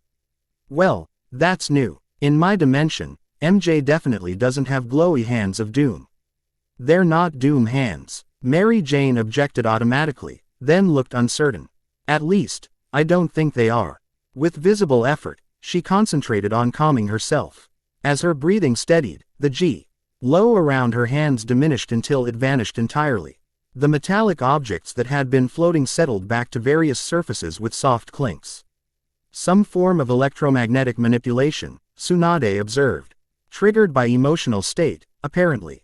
Great, Mary Jane sighed, sinking onto the edge of the bed. Stranded in another dimension and suddenly developing superpowers. This day just keeps getting better. Despite the sarcasm, Naruto noticed a gleam of scientific curiosity behind her evident distress. Mary Jane Watson might be overwhelmed, but part of her was already analyzing her new condition with professional interest. Look at the bright side, he offered with a supportive smile. If you're stuck here helping us fix the multiverse, having powers might come in handy. Mary Jane's answering smile was tentative but genuine. I suppose there are worse research opportunities than first-hand experience with dimensional transition effects. She flexed her fingers experimentally. Though I would have preferred a less dramatic manifestation. Don't worry, Gwen assured her. If there's one thing spider people are good at, it's helping newbies figure out unexpected powers. Between all of us, we'll get you sorted. The casual inclusion, the assumption that they were now a team facing this challenge together, settled over the group with surprising naturalness. Strangers from different dimensions, yet already forming bonds of trust and cooperation in the face of cosmic threats. Naruto felt the web between them, invisible but tangible to his enhanced senses. Not just the great web connecting dimensions, but the smaller, equally important web of connections forming between people who might never have met under normal circumstances. The divine spider had chosen well, perhaps. A web anchor needed to understand the importance of connections. Across Konoha, in a secluded laboratory beneath an unremarkable building, another figure monitored the dimensional disturbances with keen interest. Orochimaru, reformed to the extent that his brilliant mind now served the village rather than threatened it, studied readouts from specialized equipment with growing fascination. The quantum signatures are unmistakable, he murmured to himself, golden snake-like eyes gleaming in the dim light. Dimensional barriers weakening precisely as the ancient texts predicted. On his laboratory wall hung a scroll depicting the divine spider, a relic recovered years ago from ruins similar to those Naruto had recently explored. Beside it lay notes comparing the spider's legendary venom to the enzyme components of sage chakra, connections few others would have thought to investigate. How fortuitous that Uzumaki should become the vessel, Orochimaru continued, thin lips curving into a smile that held equal parts scientific appreciation and personal ambition. The perfect subject. Sage Chakra, Uzumaki Vitality, and Jinchuriki Resilience combined with the spider essence. His assistant, a silver-haired young man with glasses, approached with a sealed container. We've analyzed the residual energy from the dimensional rift as requested, Lord Orochimaru. The findings are unusual. Unusual how, Kabuto? The energy contains traces of what appears to be organic material, specifically, arachnid in nature but unlike any species native to our world.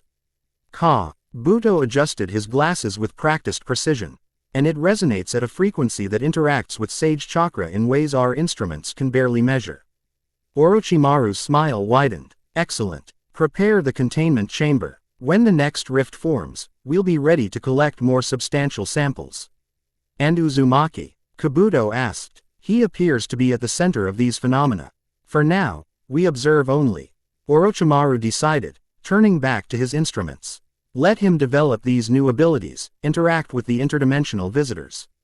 Their knowledge may save us considerable research time. What neither of them noticed was the small, ordinary-looking spider watching from a corner of the laboratory ceiling, its 8 eyes reflecting the light with unusual intelligence. As it absorbed every word of their conversation.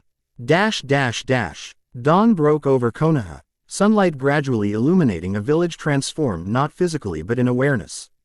Civilians went about their daily activities with one eye on the sky, watching for the shimmer of dimensional distortions that had been reported throughout the night. Shinobi patrols had doubled, their routes modified to monitor known locations of previous rifts. Naruto stood atop the Hokage monument, watching the village awaken while testing the limits of his enhanced senses. He could perceive details at distances that would have required a telescope before. Individual leaves rustling on trees at the village perimeter, conversations carried on wind currents from streets below, the precise flight patterns of birds circling overhead. Impressive view, Gwen commented, landing silently beside him after scaling the monument face. Your village is beautiful, thanks, Naruto replied, genuinely pleased by her appreciation. It's been through a lot, but it always rebuilds. Gwen nodded understanding. Resilience seems to be a universal constant, at least among places spider people call home. She stretched casually, adjusting the web shooters at her wrists. Ready for training. Figured we'd start with web swinging techniques before your village wakes up fully. Been practicing already, Naruto admitted with a grin. Made about 50 shadow clones last night and had them try different web combinations. Gwen stared at him, then laughed incredulously. That's cheating. Do you have any idea how many buildings IFA supplanted into before getting the hang of momentum control? Hey, I've got a multiverse to save apparently. Gotta learn fast. His expression turned more serious. Besides, the shadow clones help with more than just practice. When they dispel, I get all their experiences and memories. It's how I've learned complex techniques in short time frames before. That's actually brilliant, Gwen conceded, clearly reassessing her teaching approach. In that case, let's focus on the more advanced applications. A competitive gleam entered her eye. Race you to the hospital and back. Unless you think 50 practice runs isn't enough. The challenge was delivered with just the right combination of friendly banter and genuine skill assessment. Naruto felt a spark of his old competitive spirit night, something that had been missing in the peaceful months since the war. You're on, he replied, already calculating trajectories. But I should warn you, I was Konoha's #1 hyperactive KNUC. Clawhead ninja before I got spider powers.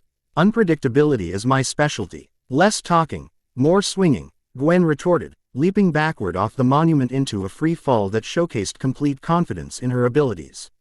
Naruto followed without hesitation, the exhilaration of controlled falling sending adrenaline coursing through his system. He fired a web line at precisely the right moment, feeling the satisfying tension as it caught and swung him in a graceful arc between buildings. What followed was both training exercise and joyous expression of their shared abilities. Gwen moved with the practiced grace of experience, each swing and flip executed with ballistic precision. Naruto compensated for less experience with creative applications of chakra and shadow clones, using Tekken. IQs no spider person from Gwen's dimension would consider. They raced across rooftops, swung through narrow alleyways, and performed acrobatics that drew amazed stares from early rising villagers. For those brief minutes, the looming interdimensional crisis receded, replaced by the simple pleasure of testing limits alongside someone who understood the unique freedom of moving through the world as they did. When they finally returned to their starting point, both breathing hard but energized rather than exhausted, something had shifted between them, a mutual respect that transcended their different origins. Not bad for a rookie, Gwen acknowledged, pushing back her hood to let the morning breeze cool her flushed face. Your creativity with those shadow clones is something else. That TR-ic where you created mid-air swing points. Never seen anything like it. Your technique is amazing, Naruto returned the compliment genuinely. The way you control momentum through those tight turns. I'd never have figured that out on my own. A comfortable silence settled between them as they gazed out over the village, each processing the unusual circumstances that had brought them together. Do you think we can fix it? Naruto asked finally, the question that had been weighing on him since encountering the divine spider. The great web, the dimensional barriers, all of it. Gwen considered carefully before answering, her expression revealing the responsibility she'd carried as her world's protector. I don't know, she admitted candidly. This is bigger than anything I've faced before. But, she turned to face him directly. If the divine spider chose you as a web anchor, it must have had good reasons. And from what I've seen so far, they were good reasons. The vote of confidence from someone who understood the weight of responsibility meant more than she likely realized. Before Naruto could respond, however, the mark on his hand pulsed with warning. Simultaneously, both their spider senses flared. You feel that? Gwen asked, instantly alert. Yeah, Naruto confirmed, scanning the horizon. Not immediate danger, but something's happening. A moment later, Kakashi appeared beside them in a swirl of leaves, the body flicker technique executed with his characteristic precision. There you are, the sixth Hokage said, his casual tone belied by the intensity in his visible eye. We've had reports of another dimensional anomaly at the research division. This one's different from the others. Different how? Naruto asked, already moving toward the location.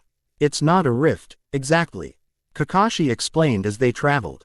More like a message. You'll need to see it yourselves. The research division, a complex of buildings dedicated to Konoha's scientific advancement, was cordoned off by Anbu when they arrived. In the central courtyard, a phenomenon unlike any they'd witnessed thus far hovered approximately 10 feet above the ground. It resembled a window, but rather than opening into another dimension, it displayed what appeared to be deliberately transmitted images, a slideshow of different spider people from various realities, each shown briefly before transitioning to the next. Some Naruto recognized from the flashes he'd received when first bitten: the man in red and blue, a young boy with mechanical devices on his wrists, a woman in white with glowing eyes. It started about 20 minutes ago, Tsunade explained, appearing beside them with Mary Jane in tow. The interdimensional scientist looked considerably recovered from the previous day, though still moved with cautious awareness of her newly manifested abilities. No accompanying dimensional distortion, just this presentation. It's a signal, Mary Jane observed, her analytical mind clearly processing the phenomenon differently than the others.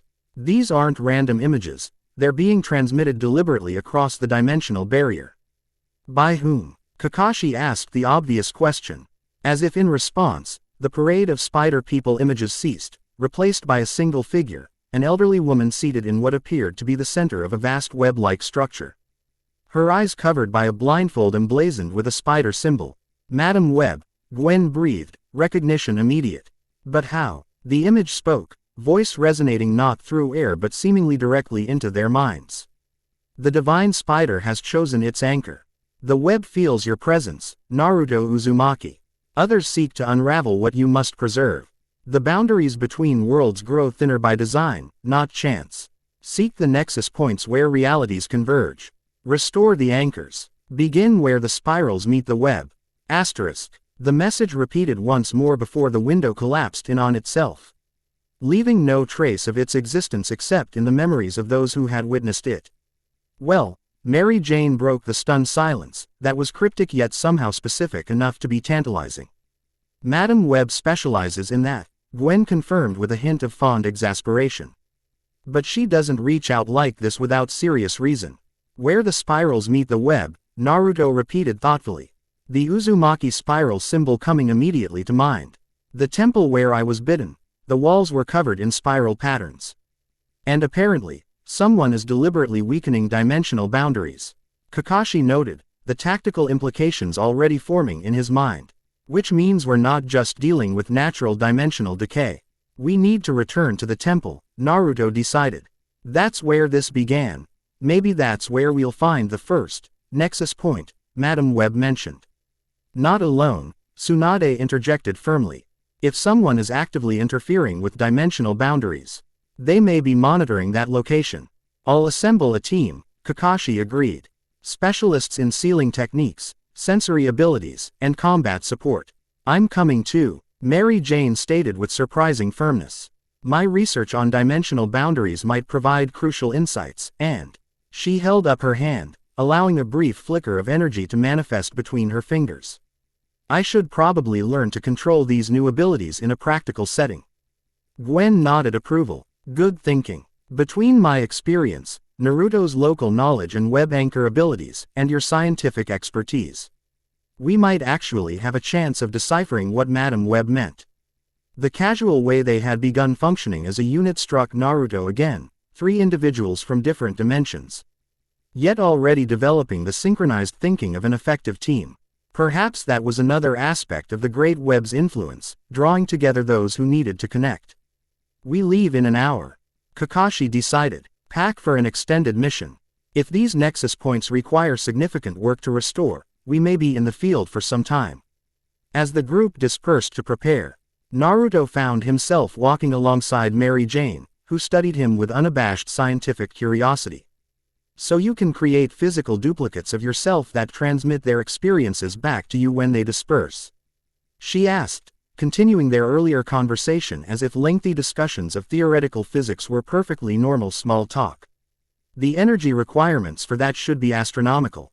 Chakra makes a lot of seemingly impossible things possible, Naruto explained with a smile, finding her intellectual enthusiasm refreshing.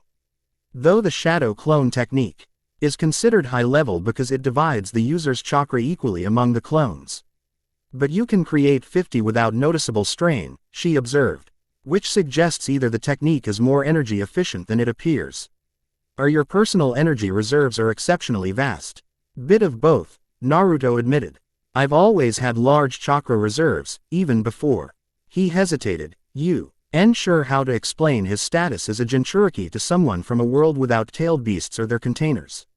Mary Jane noticed his hesitation but didn't press.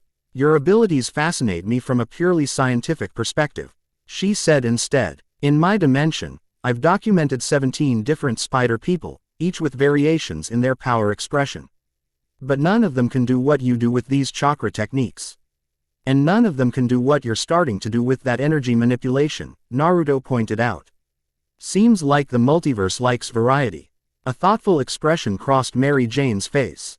Perhaps that's by design. If dimensional threats are diverse, having protectors with varied abilities would be evolutionarily advantageous for the multiverse as a whole. The perspective, viewing the multiverse itself as an evolving system, hadn't occurred to Naruto. That's actually pretty profound. Mary Jane shrugged with a self-deprecating smile. Occupational hazard of being a theoretical physicist. You start seeing patterns in everything. Her smile faded slightly. Though I admit, being on this side of the equation rather than observing from a laboratory is adjustment requiring. You're handling it remarkably well, Naruto observed sincerely. Most people would be completely overwhelmed. Oh, I'm definitely overwhelmed, Mary Jane corrected with surprising candor. I'm just channeling it into scientific curiosity rather than panic. More productive that way. She flexed her fingers, small arcs of energy briefly connecting them. Besides, how many scientists get to study their own superpowers while helping save the multiverse? The paper I could write about this, if I ever get back to my dimension and if anyone would believe me, would revolutionize quantum physics. Her practical approach to such extraordinary circumstances impressed Naruto deeply. Here was someone thrown completely out of her normal existence, developing unexpected abilities, facing unknown dangers, and she was cataloging the experience with professional interest. We'll get you home, he promised, the words emerging with more certainty than he objectively felt. Once we've fixed whatever's happening to the Great Web. Mary Jane studied him with an evaluating gaze. You make impossible things sound achievable with remarkable conviction, she observed. Is that a spider power or just you? Definitely just him, came Hinata's voice as she approached from a side corridor. Naruto was inspiring impossible confidence long before any spider bit him. She joined them with a gentle smile. Her mission gear already prepared. Kakashi-sama asked me to join the temple expedition. My Byakugan may help identify these nexus points if they exist on planes beyond normal perception. That's excellent news, Mary Jane responded warmly. From what I understand, your visual abilities could provide crucial data on how these dimensional boundaries manifest physically. Hinata inclined her head in acknowledgement of the compliment. I hope to be useful. Her pale eyes shifted to Naruto, a subtle concern visible only to those who knew her well. Have you informed Kurama about these developments? His perspective might be valuable. The question caught Naruto off guard. With everything happening so rapidly, he hadn't properly consulted the Nine-Tails AB. Out the dramatic changes to his physiology and role. Not yet, he admitted. Though he's been suspiciously quiet since the spider bite. Usually he has plenty to say about anything that affects my chakra system. Kurama, Mary Jane inquired, curiosity evident. Naruto exchanged glances with Hinata, who nodded encouragement. Their interdimensional allies deserved to know about this aspect of his abilities if they were working together. That's another long story involving a nine-tailed fox spirit sealed inside me since birth, he explained, watching Mary Jane's expression carefully. It's a normal thing where we come from. Well, not normal, but you know what I mean. To her credit, Mary Jane took this revelation with the same scientific equanimity she displayed toward everything else. A symbiotic relationship with an entity of presumably significant power, she summarized. Which explains the energy reserves we discussed earlier. Is this entity sentient, communicative? Very. Naruto confirmed with a small smile. And opinionated. I'm actually surprised he hasn't weighed in on the whole cosmic spider situation yet. Perhaps the dimensional aspects have affected the connection. Hinata suggested thoughtfully. The seal binding Kurama exists in a space that's neither fully physical nor entirely spiritual. Dimensional disturbances might impact it. I should check on him, Naruto decided. Might need a few minutes of meditation before we depart. I'll continue preparations, Hinata offered, understanding immediately. And help Ms. Watson acquire appropriate equipment for field conditions. Call me Mary Jane, please, the redhead requested with a friendly smile. Anyone helping me navigate superpowers and interdimensional physics deserves first-name basis. As they departed, Naruto found a quiet corner of the Research Division garden, a small rock formation specifically designed for meditation. Settling into a comfortable position, he closed his eyes and turned his awareness inward. Seeking the familiar connection to his longtime companion. The mindscape where he typically communicated with Kurama appeared different immediately. The usual, cavernous space had developed what appeared to be web-like structures stretching through it, delicate filaments of light that pulsed with cosmic energy similar to what he'd seen in the divine spider's chamber. Kurama, Naruto called, approaching the central area where the nine tails typically manifested. The massive fox lay curled in his usual position, but something had changed. His orange-red fur seemed to shimmer with subtle patterns when viewed from certain angles, patterns that resembled the same cosmic web visible throughout the mindscape. One enormous eye opened, fixing Naruto with a gaze that held its usual grumpy affection but also something new, a depth of awareness that extended beyond their shared consciousness. Finally remembered I exist, did you? Kurama rumbled, though without real irritation. Been a bit busy becoming the multiversal center of attention. You know about all that? Naruto asked, relieved to find the fox seemingly unharmed by the dramatic changes to his host's nature. Know about it. I've been experiencing it firsthand, Kurama replied, shifting to a more upright position. When the divine spider bit you, its essence flowed through your entire system, including the seal that connects us. I've been expanded. Expanded how? Naruto asked, concern evident. Kurama's expression shifted to something almost contemplative. And you. Su'll look for the typically direct entity. My awareness now extends beyond this single reality. I can perceive echoes of other dimensions, other versions of this world and others that never existed here. A rumbling sound that might have been a chuckle emerged from the massive fox. Including some where you're significantly less troublesome. Very funny, Naruto replied, though relieved by the fox's typical sarcasm. Are you okay, though? This isn't hurting you. The question seemed to surprise Kurama, his expression softening marginally. No, Kit, if anything, it's enlightening. Tailed beasts have always existed partially outside normal reality, fragments of the Ten Tails' power-given form and consciousness. This is simply an expansion of perspective. Naruto approached closer, examining the web-like structures that now permeated their shared mental space. We're heading back to the temple where this all started. Apparently someone's deliberately weakening the barriers between dimensions. Any insights from your new, expanded perspective? Kurama's tails shifted, disturbing the web patterns in rippling waves that spread throughout the mindscape. The divine spider chose well. It recognized in you what the sage of six paths saw, the capacity to connect what should remain separate while maintaining the boundaries that must exist. The fox's expression turned more serious. But be cautious, Naruto. Not all who walk between worlds have such benevolent intentions. Some seek to devour rather than preserve. The inheritors, Naruto murmured. And others more subtle but equally dangerous. Kurama warned. The Spider-Verse has ancient enemies beyond the hunters of totems. Some who would unravel the web entirely for purposes even I cannot perceive. The conversation was interrupted by a gentle pulse of energy through the web-like structures, a signal from the outside world. Naruto recognized Hinata's chakra signature, likely come to inform him it was time to depart. I should go, he said, already beginning to withdraw from the meditative state. But we'll talk more about this. Your insight could be crucial. Naruto, Kurama called as the mindscape began to fade. The women from beyond our world, they are significant. The web brought them to you for reasons beyond chance. Trust those connections. Before Naruto could ask what the fox meant, he was back in the research division garden, Hinata's hand gently touching his shoulder. It's time, she said simply. The team is assembled. Rising to his feet, Naruto nodded appreciation for her patience. As they walked back toward the main building where the expedition team would be gathering, he noticed how the morning sunlight caught in Hinata's dark hair, highlighting subtle blue undertones. The same sunlight would soon be illuminating Gwen's pale blonde and Mary Jane's vibrant red as they embarked on this mission together. 3 women from different worlds, each extraordinary in her own way. Now part of his expanding web of connections. And somehow, according to both Madame Web and Kurama, these specific connections mattered. The divine spider had changed more than just his abilities. It had altered the very trajectory of his fate, weaving it into a pattern that stretched across dimensions.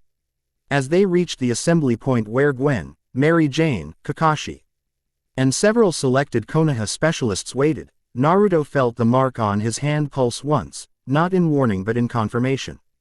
The web anchor was gathering his threads. Chapter 2 and Chapter 3, The Web Between Worlds. Pale moonlight filtered through ancient trees surrounding the temple ruins, casting elongated shadows across weathered stone and newly established camp. 5-4. Met a protective circle around a central fire where Mary Jane Watson sat cross-legged, palms upturned, concentrating with fierce intensity on the small objects hovering inches above her hands. Metal kunai knives, borrowed from Hinata, rotated slowly in synchronized orbits, their movements becoming smoother with each passing minute as she refined her control. Better, Naruto observed from his perch on a nearby branch, legs dangling casually as he monitored her progress. You're stabilizing the electromagnetic field instead of just pushing against gravity. That's why they're not wobbling anymore. Mary Jane's eyes remained closed, her breathing measured and deliberate. The theory is straightforward, creating a controlled repulsion field with consistent force application. The execution is, one kunai wobbled dangerously before she stabilized it, considerably more challenging without proper measurement tools. 3 days had passed since their departure from Konoha. 3 days of trekking through forests that grew increasingly primeval as they approached the ancient Uzumaki temple where everything had begun. 3 days of Mary Jane documenting her emerging abilities with scientific precision while adapting to a world fundamentally different from her own. You're thinking too mechanically, came Gwen's voice as she emerged from the shadows, her white and black suit practically luminous in the moonlight. She'd been scouting the perimeter, moving with the silent efficiency that spoke of years patrolling her own New York's skyline. Powers aren't machines. They respond to intuition as much as intention. Mary Jane opened one eye, a hint of frustrated amusement crossing her features. Easy for you to say. You've had years to develop your abilities. I've had exactly say, 23 hours and 26 minutes. And you're already manipulating multiple objects simultaneously, Naruto pointed out encouragingly. Took me months to maintain multiple shadow clones with independent actions.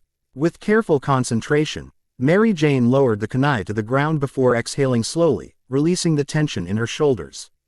Unlike Naruto and Gwen, who seemed to thrive on physical exertion, her strengths had always been intellectual, analyzing data, identifying patterns, developing theoretical frameworks.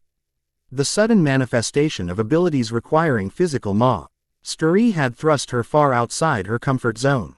I keep approaching this from the wrong direction, she admitted, running a hand through hair that had grown increasingly untamed during their journey.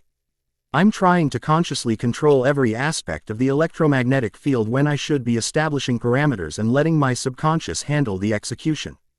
That's exactly right, Gwen remarked, settling beside her with a thoughtful expression. How do you figure that out? Because it's how Naruto explains chakra control, Mary Jane replied, glancing toward him with academic appreciation. You establish the framework of what you want to accomplish, then trust your system to execute the details. Naruto dropped lightly from his branch, landing without a sound, a combinatio N of shinobi training and spider-enhanced agility that still impressed his companions despite its increasing familiarity. Chakra responds to visualization and intent, he confirmed, settling into the circle they'd formed around the fire. The technical details matter for complex techniques, but the foundation is always the relationship between what you envision and what your energy does. APR. Principle apparently applicable across power systems, Mary Jane mused, scientific mind cataloging the insight for future reference. Though without the lifetime of cultural context you possess, I'm essentially learning to swim by being thrown into quantum physics. Gwen snorted softly. Welcome to the spider-person experience. None of us exactly get instruction manuals. The conversation paused as Hinata approached the fire, returning from her watch position at the temple entrance. Her Byakugan had proven invaluable during their journey, identifying subtle dimensional fluctuations invisible to normal perception. The dimensional thinning is accelerating, she reported without preamble, her typically gentle voice carrying the weight of professional assessment. The boundary layer around He Temple has decreased in stability by approximately 17% since yesterday. Naruto's expression sobered immediately. Any signs of active interference are just natural degradation. Difficult to determine, Hinata replied, accepting the cup of tea Mary Jane offered with a grateful nod. The patterns resemble both deliberate manipulation and entropic decay simultaneously, as if something is enhancing a natural process rather than creating an artificial one. Mary Jane leaned forward, scientific curiosity immediately engaged. That aligns with my observations. Dimensional boundaries naturally fluctuate, breathing. Essentially. But something is preventing them from restabilizing after expansion phases. Like holding a door open that's supposed to automatically close, Gwen suggested. Always quick to translate complex concepts into practical imagery. Precisely, Mary Jane agreed. And each cycle weakens the mechanism further. Silence settled over the group as they contemplated implications. The expedition team Kakashi had assembled included not just the four of them, but also Ino Yamanaka, whose mind-based abilities might provide insight into the mental aspects of dimensional perception. And Shikamaru Nara, whose strategic intellect was currently being applied to satellite camp locations and security protocols. Where's Ino? Naruto asked, suddenly realizing the blonde Kunoichi wasn't present. Meditating at the secondary anchor point we identified yesterday, Hinata replied. She believes the psychic resonance might be stronger during the midnight phase shift. Their first 2 days at the temple complex had yielded significant discoveries. Using Hinata's Byakugan, Mary Jane's scientific instruments hastily constructed from modified Konoha technology, and Naruto's newfound web anchor sensitivity, They'd identified 3 distinct points where dimensional boundaries appeared thinnest, locations Madame Web had referred to as nexus points. Gwen stretched, the spider emblem on her suit catching firelight as she moved. We should review tomorrow's procedure again. If we're going to attempt stabilizing the first nexus point, everyone needs to understand their role perfectly. Mary Jane produced a notebook filled with diagrams and calculations, its pages dog-eared from constant reference. Based on our combined observations, I've refined the approach. She flipped to a detailed illustration showing the temple's main chamber with marked positions. Naruto, as the web anchor, will need to establish direct connection with the nexus point using both chakra and his spider essence. Quote, Naruto nodded, absently tracing the spider mark on his hand that pulsed with subtle luminescence in proximity to the temple. The divine spider's essence responds to the dimensional thinning, almost like it's trying to repair the damage instinctively. Exactly, Mary Jane continued. Hinata will maintain Byakugan observation throughout, monitoring changes in the dimensional field that might be invisible to conventional perception. Gwen will secure the perimeter against potential incursions, as the stabilization process might attract attention from entities sensitive to dimensional fluctuations. And you? Hinata asked. I'll attempt to establish a controlled electromagnetic boundary around the nexus point, Mary Jane explained, flexing her fin. Gers' small arcs of energy briefly connected them. If my theory is correct, a properly calibrated field might help reinforce the natural dimensional membrane during Naruto's anchoring process. A methodical approach reflected Mary Jane's scientific background, analyzing problems, developing hypotheses, designing experimental procedures. Despite being thrust into a world of shinobi and interdimensional threats, she maintained the structured thinking that had defined her academic career. What about me? Came Ino's voice as she approached the fire, moonlight gleaming on her platinum blonde hair. Despite several days in field conditions, she somehow maintained an impeccable appearance that Mary Jane had privately deemed supernaturally put together. Perfect timing, Gwen greeted her. We're reviewing tomorrow's stabilization attempt. Ino settled gracefully beside Hinata, accepting a portion of their simple dinner. I've completed the psychic resonance mapping. There are definite, thought patterns echoing through the nexus points, fragments of consciousness from adjacent dimensions bleeding through. This revelation drew everyone's immediate attention. You can actually perceive thoughts from other dimensions? Mary Jane asked, scientific excitement evident in her voice. That's extraordinary. The implications for consciousness as a cross-dimensional phenomenon are revolutionary. Not coherent thoughts, Ino clarified, looking mildly uncomfortable with the intensity of Mary Jane's academic interest. More like emotional impressions, echoes of experiences, similar to what I perceive when using my clan's techniques at extreme range. Naruto leaned forward, intrigued. Anything specific, anything that might help us understand what's happening to the web? Ino's expression turned thoughtful, fear, predominantly, as if something on the other side is terrified of being consumed. And purpose, directed intention that feels hungry. The inheritors, Gwen suggested grimly. They don't just hunt spider totems for sport. They feed on our essence, the energy that connects us to the great web. But I sensed something else, Ino continued, her profession. Demeanor temporarily giving way to evident discomfort. A presence observing us, calculating, patient. It felt ancient. The fire crackled in the silence that followed, sparks spiraling upward toward stars that suddenly seemed less comforting and more remote. The vastness of what they faced, threats spanning multiple dimensions, entities with unknowable intentions, settled over the group like a physical weight. Well, Mary Jane finally broke the silence, her practical tone deliberately lightening the atmosphere. That's certainly helpful information for tomorrow's extremely dangerous experimental procedure that could potentially trigger interdimensional catastrophe. She smiled brightly. Who wants more tea? The unexpected shift drew surprised laughter from the group, tension dissipating momentarily.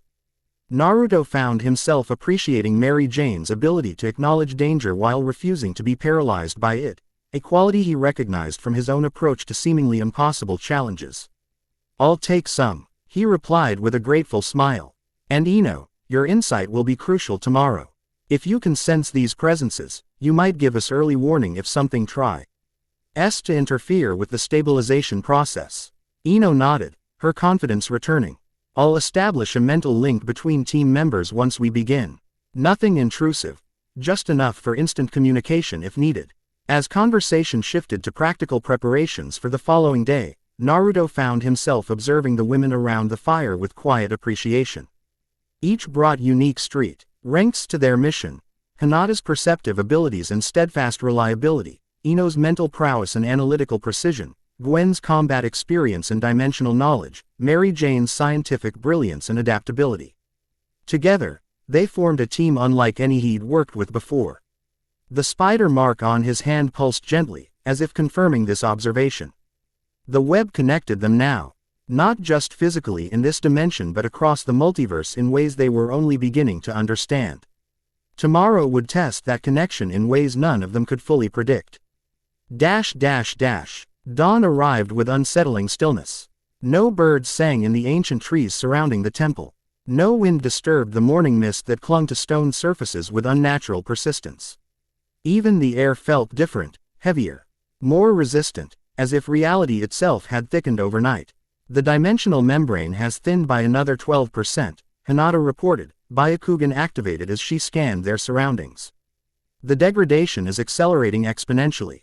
Their team gathered at the temple entrance, final preparations underway for the stabilization attempt. Shikamaru had positioned himself at a secondary location with communication equipment, ready to coordinate with Konoha if the situation deteriorated. The rest would enter the inner chamber where Naruto had first encountered the divine spider. Everyone remembered their positions and responsibilities. Mary Jane confirmed, checking the improvised equipment strapped to her wrists, modified chakra conductors Konoha's research division had provided. Adapted to help channel her electromagnetic abilities with greater precision. Naruto nodded, rolling his shoulders to release tension. The closer they came to the temple's inner chamber, the more intensely the spider mark responded, pulsing with cosmic light that sometimes traced patterns across his skin before fading. His spider sense had become increasingly active as well, not warning of immediate danger but rather a constant low-level awareness of wrongness surrounding them. Let's move, Gwen suggested, already in full Spider-Woman mode, her movements precise and vigilant. That mist is getting thicker, and I don't think it's natural. They proceeded through the temple's outer corridors, passing ancient Uzumaki spiral symbols that seemed to ripple subtly when viewed peripherally. Mary Jane documented everything with scientific diligence, recording observations into a small voice recorder she'd brought from her dimension. Remarkable quantum instability in localized areas, she murmured, holding a hand-constructed measuring device toward a particularly active section of wall. These spiral patterns aren't just decorative, they're functioning as dimensional stabilizers, creating counter-rotational force against the natural expansion of interdimensional rifts. The Uzumaki clan specialized in sealing techniques, Ino explained, watching Mary Jane's scientific fascination with amused interest. Their ability to contain powerful forces within complex seal structures was legendary. They were using advanced dimensional physics without the theoretical framework. Mary Jane realized, admiration evident in her voice. Intuitive application of principles my world has only recently begun to formally understand. Their conversation ceased as they reached the inner chamber where everything had begun.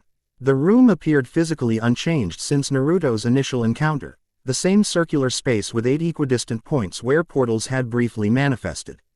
Yet to enhanced perception, the chamber pulsed with invisible energy. There, Hinata indicated, pointing to the center where the pedestal had once held the crystalline orb. The dimensional thinning is most pronounced at that point. It's like a knot in the fabric of reality. Mary Jane activated her scanning device, confirming Hinata's assessment. This is definitely our primary nexus point. The dimensional frequency here is fluctuating in patterns consistent with active manipulation rather than natural degradation. Someone's messing with it deliberately, Gwen translated, moving to examine the chamber's perimeter. Which means we might have company once we start the stabilization process. Naruto approached the center point cautiously. As he neared the pedestal, the spider mark on his hand flared with brilliant cosmic light, responding to proximity. Simultaneously, faint web-like patterns became visible across the chamber floor, intricate geometries had connected the 8 portal points in a complex network converging at the center. It recognizes you, Ino observed, her sensory abilities detecting the resonance between Naruto and the chamber. Quote, "The temple itself responds to your presence as the web anchor." Taking a deep breath, Naruto centered himself, drawing on both his shinobi training and newer spider instincts. "Everyone take positions. We'll proceed according to the plan." Quote, they moved with practiced coordination, Mary Jane setting up her equipment at calculated intervals around the chamber, Hinata positioning herself where her Kugan could monitor the entire dimensional field, Ino establishing a meditative stance that would allow her to maintain mental links between team members, and Gwen securing the entrance while maintaining line of sight to the operation. At the center, Naruto knelt, placing his marked hand directly on the stone pedestal. The response was immediate, cosmic light flaring outward in web-like patterns had matched those becoming increasingly visible on the floor. The chamber itself seemed to resonate, ancient stones humming with awakened energy. Dimensional field responding to direct contact, Mary Jane reported, monitoring readings from her equipment. Initiating electromagnetic stabilization field now. She extended her hands, face tightening in concentration as bluish energy manifested around her fingers. Then expanded outward in a controlled wave. Where this energy intersected with the web-like patterns emanating from Naruto, a curious harmonization occurred, both energies brightening and seeming to reinforce each other. "It's working," Hinata confirmed, Byakugan tracking changes invisible to normal perception. "The dimensional membrane is thickening, stabilizing around the anchor point." Naruto closed his eyes, focusing inward where Kurama's presence stirred with interest. Interesting, the 9 tails observed within their shared consciousness. "The divine spider's essence is reweaving dimensional threads. You're becoming the focal point for an interdimensional repair process." The sensation was unlike anything Naruto had experienced, neither chakra manipulation nor sage mode. Though elements of both seemed present, he felt simultaneously connected to and separate from countless realities, aware of dimensions layered atop their own like pages in an infinite book. Through these connections flowed the essence of the divine spider, using Naruto as a conduit to repair damaged sections of the Great Web. "Stabilization at 20%, Mary Jane announced, voice tight with concentration as she maintained her electromagnetic field. 30%, 40, something's happening, Ino warned suddenly, her meditative expression shifting to alarm. Quote, "There's a consciousness approaching, powerful, focused, hungry." Gwen tensed immediately, recognizing the description. "Inheritor. Worse," Ino replied, eyes snapping open. "Something older. Something that hunts inheritors." The temperature in the chamber plummeted instantly, frost crystallizing across ancient stone surfaces. The web-like patterns connecting Naruto to the nexus point flared with defensive luminescence. Responding to approaching threat, "Don't break the connection," Mary Jane instructed urgently. "We're at 60% stabilization. Interrupting now could collapse the entire dimensional membrane." Outside the chamber, a thunderous impact shook the temple foundation. Dust and small stone fragments rained from the ceiling as something massive moved through the outer corridors, approaching with deliberate, unhurried steps. "Maintain positions," Naruto ordered, keeping his hand firmly on the pedestal despite every instinct screaming to prepare for combat. "Gwen, defensive perimeter. Hinata, Ino, be ready." Quote, the footsteps stopped just outside the chamber entrance.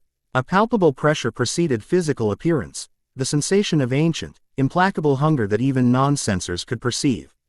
Then a figure stepped into view, tall and aristocratic in appearance, dressed in what resembled Victorian-era clothing but crafted from materials that seemed to absorb light rather than reflect it. "The divine spider has chosen a new champion," the figure observed, voice carrying both cultured refinement and predatory anticipation. "How unexpected." Gwen moved into a defensive stance, recognition evident in her rigid posture. "Morlun, Spider-Woman of Earth 65, the entity acknowledged with a slight incline of his head. "A pleasant surprise to find you here. 2 delicacies rather than just one." Naruto maintained the stabilization connection but opened his eyes to assess their visitor. Despite his human appearance, Morlun radiated wrongness that transcended physical presence, an existence that violated natural law simply by being. "You're interrupting something important," Naruto stated calmly, channeling more energy into the stabilization process. I suggest waiting until we're finished. Morland's lips curved into what might generously be called a smile. Bold words from one so newly connected to the web. Do you even understand what you are, young anchor? What feast you represent? Quote, he understands enough, Mary Jane interjected, never breaking her concentration on the electromagnetic field. Stabilization at 75%. Morland's attention shifted to her, eyes narrowing with curious assessment. A human touched by dimensional energy but not a true totem. Interesting, but not appetizing. His gaze returned to Naruto. You, however, your essence combines spider energy with something ancient and powerful. A combination I've not encountered in millennia of hunting. You can't have him, Gwen stated flatly, moving to position herself between Morland and the stabilization process. This dimension is under protection. Protection. Morland laughed softly. Child, I was devouring spider totems when your universe was still cooling from its birth. No dimension is beyond my reach. With shocking speed, he moved toward Gwen, covering the distance between them instantly despite no visible acceleration. His hand struck with precision, targeting pressure points that would incapacitate a normal opponent. Gwen was far from normal. Her spider sense allowed her to twist away from the most damaging strikes, though even glancing blows carried devastating force. She countered with a complex series of attacks that would have disabled any conventional opponent, but against Morland seemed merely diversionary. 80%, Mary Jane reported, sweat beading on her forehead as she maintained the electromagnetic field despite the battle unfolding mere feet away. Just a little longer. Hinata moved smoothly from her observation position. Byakugan fully activated as she joined Gwen in engaging Morland. The combination of gentle fist precision strikes targeting chakra pathways and Gwen's acrobatic combat style momentarily threw the ancient hunter off balance. Chakra manipulation, Morland observed with academic interest, recovering almost instantly. Another novel element of this dimension.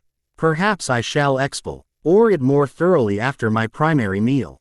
Naruto felt the stabilization process approaching completion, the dimensional membrane strengthening with each passing second. The web anchor connection was nearly established. Just moments more would secure the nexus point against further degradation. 90%, Mary Jane announced. Almost. Her words cut off as Morland, tiring of the skirmish, released a pulse of energy that sent both Gwen and Hinata flying backward into the chamber walls. The ancient hunter turned his full attention to Naruto and the stabilization process. Enough games, he declared, moving toward the central pedestal. Your essence calls to me, anchor. The spider energy intertwined with something primal, divine. 95%, Mary Jane continued, adjusting her position to interpose herself between Morland and Naruto despite having no combat training. The electromagnetic field around her hands intensified, shifting from blue to violet as she channeled more power. Just a few more seconds. Ino's hands formed a familiar seal. Mind transfer jutsu, she called, directing her consciousness toward Morland in a desperate gambit to momentarily disorient him. The ancient hunter faltered for a split second as Ino's consciousness attempted entry, then laughed, a sound utterly devoid of humanity despite its formal structure. Primitive psychic techniques cannot penetrate my mind. Little one. With a casual gesture, he repelled Ino's consciousness back to her body with such force that she collapsed, blood trickling from her nose. Stabilization complete, Mary Jane announced triumphantly as the web-like patterns throughout the chamber flared with blinding intensity, then settled into a steady, pulsing glow that indicated successful anchoring. Naruto removed his hand from the pedestal and stood in a single fluid motion, facing Morland directly. The spider mark glowed with continuous light now, no longer pulsing but radiating steady power. You're right about one thing, Naruto said, flexing his fingers as chakra began visibly manifesting around him. I am new to this spider totem business. But I'm not new to protecting what matters. Golden chakra enveloped his form as he accessed Kurama's power, the familiar sensation merging with his spider abilities in ways he was still discovering. The combination created something unprecedented. NTED. Chakra cloak extending into web-like structures that spread throughout the chamber, connecting to the newly stabilized dimensional anchor points. Morland's expression shifted from predatory confidence to wary reassessment. Fascinating. The nine-tailed beast energy merging with spider essence. Your world continues to surprise, young anchor. You have no idea, Naruto replied, forming a familiar hand sign. Shadow clone jutsu. Multiple perfect duplicates materialized around the chamber, each radiating the same golden chakra infused with spider essence. The clones moved with coordinated precision, firing chakra-enhanced webbing that converged on Morlun from multiple angles. The ancient hunter evaded most strands with preternatural speed, but seemed genuinely surprised when several connected. Briefly restraining his movement, he broke free almost immediately, but the momentary constraint revealed something crucial: he wasn't invulnerable to Naruto's unique combination of abilities. Your energy tastes different, Morlun observed, studying the dissolved webbing with academic curiosity. The spider essence alone would provide sustenance, but this other power. His eyes narrowed. It might prove indigestible. Gwen recovered from her impact against the wall, rejoining the confrontation with renewed determination. He's assessing the risk, she explained quickly. Merle, doesn't feed on energies he can't process, it weakens rather than strengthens him. Then let's give him indigestion, Naruto suggested, his clones already moving to surround the ancient hunter. Mary Jane, having completed the stabilization process, retreated to help Ino while maintaining her electromagnetic field as a potential defensive measure. Hinata rejoined the front line, Byakugan ident, effying subtle vulnerabilities in Morlun's otherwise impenetrable defense. His dimensional frequency fluctuates when he attacks, she reported, voice calm despite the intensity of the situation. Re's a millisecond delay between intent and physical manifestation. Good enough, Naruto acknowledged, synchronizing with his shadow clones through their shared consciousness. What followed was MBAT unlike anything the temple had witnessed in centuries, perhaps ever. Naruto and his clones attacked from multiple angles simultaneously, each using different combinations of chakra techniques and spider abilities. Gwen provided aerial assault, her experience fighting superhuman opponents evident in her tactical approach. Hinata targeted specific points where Morlun's dimensional frequency momentarily stabilized, her gentle fist strikes delivering precision damage that would have instantly incapacitated any normal opponent. Against Morlun, however, even their combined efforts seemed barely sufficient. The ancient hunter moved with casual grace that belied devastating power, each strike capable of shattering stone. Shadow clones dispersed in clouds of smoke upon direct impact, their ACC. Emulated experience feeding back to Naruto's growing understanding of their opponent's capabilities. He's toying with us, Gwen realized after several minutes of intensive exchange. Testing our abilities rather than hunting in earnest. Perceptive, Morlun acknowledged, casually deflecting another coordinated attack. This encounter has proven unexpectedly educational. Your dimension harbors energies I've not encountered before. And this young anchor, his gaze fixed on Naruto with disturbing intensity. You represent something new in the Great Web. Something that requires consideration. Naruto maintained offensive pressure, unwilling to provide opening for Morlun to target the still recovering Ino or the non-combatant Mary Jane. If you're considering leaving, I'd highly recommend it. For now, Morlun agreed with aristocratic politeness that contrasted bizarrely with his predatory nature. The stabilization you've completed makes this location less immediately interesting. But know this, young anchor, I am merely the first to sense your emergence. Others will come, drawn by what you represent. Others like you, Hinata asked, never relaxing her combat stance despite the apparent de-escalation. Some, Morlun confirmed. My family hunts across dimensions by necessity and right. But others hunt with different purpose, those who would unravel the web entirely rather than feed upon its denizens. This revelation caused visible concern among the team. Unraveling the web would mean destruction of dimensional boundaries on a scale beyond even what they'd witnessed. Why tell us this? Gwen demanded suspiciously. You're not exactly known for helpful warnings. Morlun's expression shifted to something resembling amused tolerance. Balance serves my purposes, Spider-Woman. Total collapse of the multiverse would end my hunting grounds. Besides, his gaze returned to Naruto, I prefer my meals properly aged. This young anchor requires time to develop his full potential, his full flavor. That's disturbingly specific, Mary Jane commented from her position supporting Ino, whose consciousness had fully returned though she remained physically weakened. Indeed, Morlun agreed pleasantly. Consider this encounter a courtesy introduction rather than a hunting attempt. When next we meet, young anchor, circumstances will differ. Before anyone could respond, Morlun's form shimmered, his dimensional frequency shifting until he simply stepped sideways out of their reality, not teleporting but rather moving between dimensional planes with practiced ease. The chamber fell silent save for their heavy breathing and the subtle hum of the newly stabilized nexus point.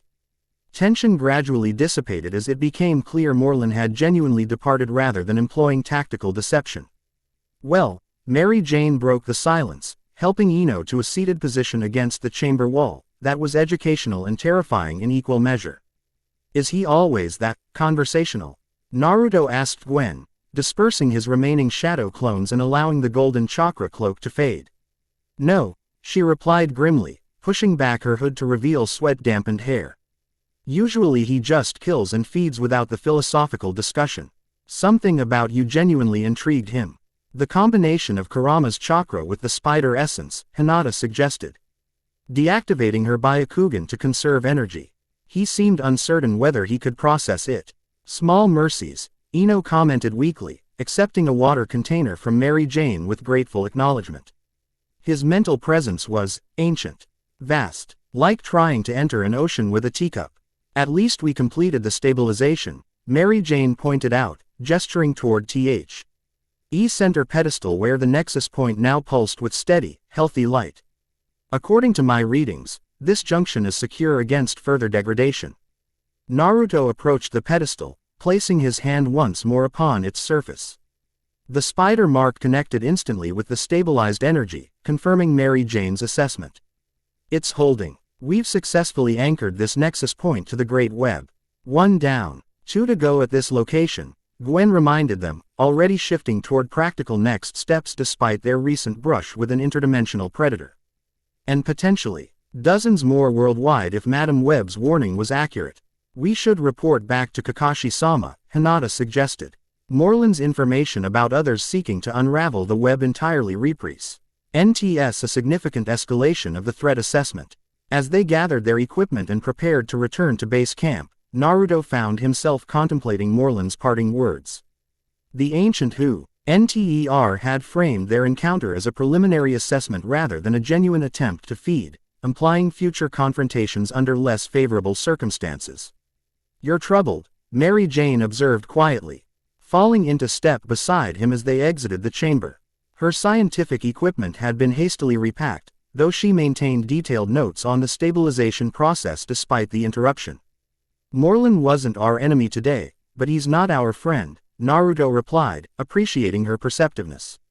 He's letting us repair the web because it serves his purposes, but ultimately he still sees me as food. Predators require healthy ecosystems, Mary Jane noted with academic detachment that didn't quite mask her concern. He wants the multiverse stable enough to continue hunting across it. Which means whoever's deliberately destabilizing dimensions represents a threat even to beings like him, Naruto concluded. Not exactly comforting. Mary Jane's expression softened with unexpected empathy. For someone thrust into a role as multiversal anchor point, you're adapting remarkably well. Most people would be having comprehensive breakdowns by now. Naruto laughed softly. I've had practice with unexpected responsibility. Finding out you've got a 9-tailed demon fox sealed inside you tends to adjust your perspective on sudden life changes. Fair point, he acknowledged with a small smile that transformed her scholarly features into something momentarily carefree. Though I maintain that interdimensional physics coupled with superhuman abilities represents a particularly steep learning curve, says the woman who mastered basic electromagnetic manipulation in 3 days, Naruto countered, finding her blend of scientific precision and dry humor increasingly engaging. Mastered is extremely generous terminology, Mary Jane corrected, flexing her fingers as small arcs of energy briefly connected them. I've achieved rudimentary control under ideal conditions. Practical application during crisis situations remains. She glanced back toward the chamber where Morlun had confronted them.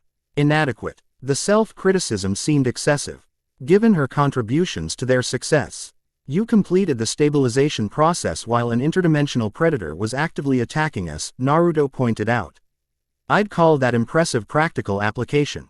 A faint blush colored her cheeks at the straightforward praise. Scientific focus has always been my strong suit. When I'm analyzing a problem, external distractions become less relevant. Their conversation paused as they rejoined the others at the temple entrance, where Shikamaru waited with his characteristic blend of alertness and apparent boredom.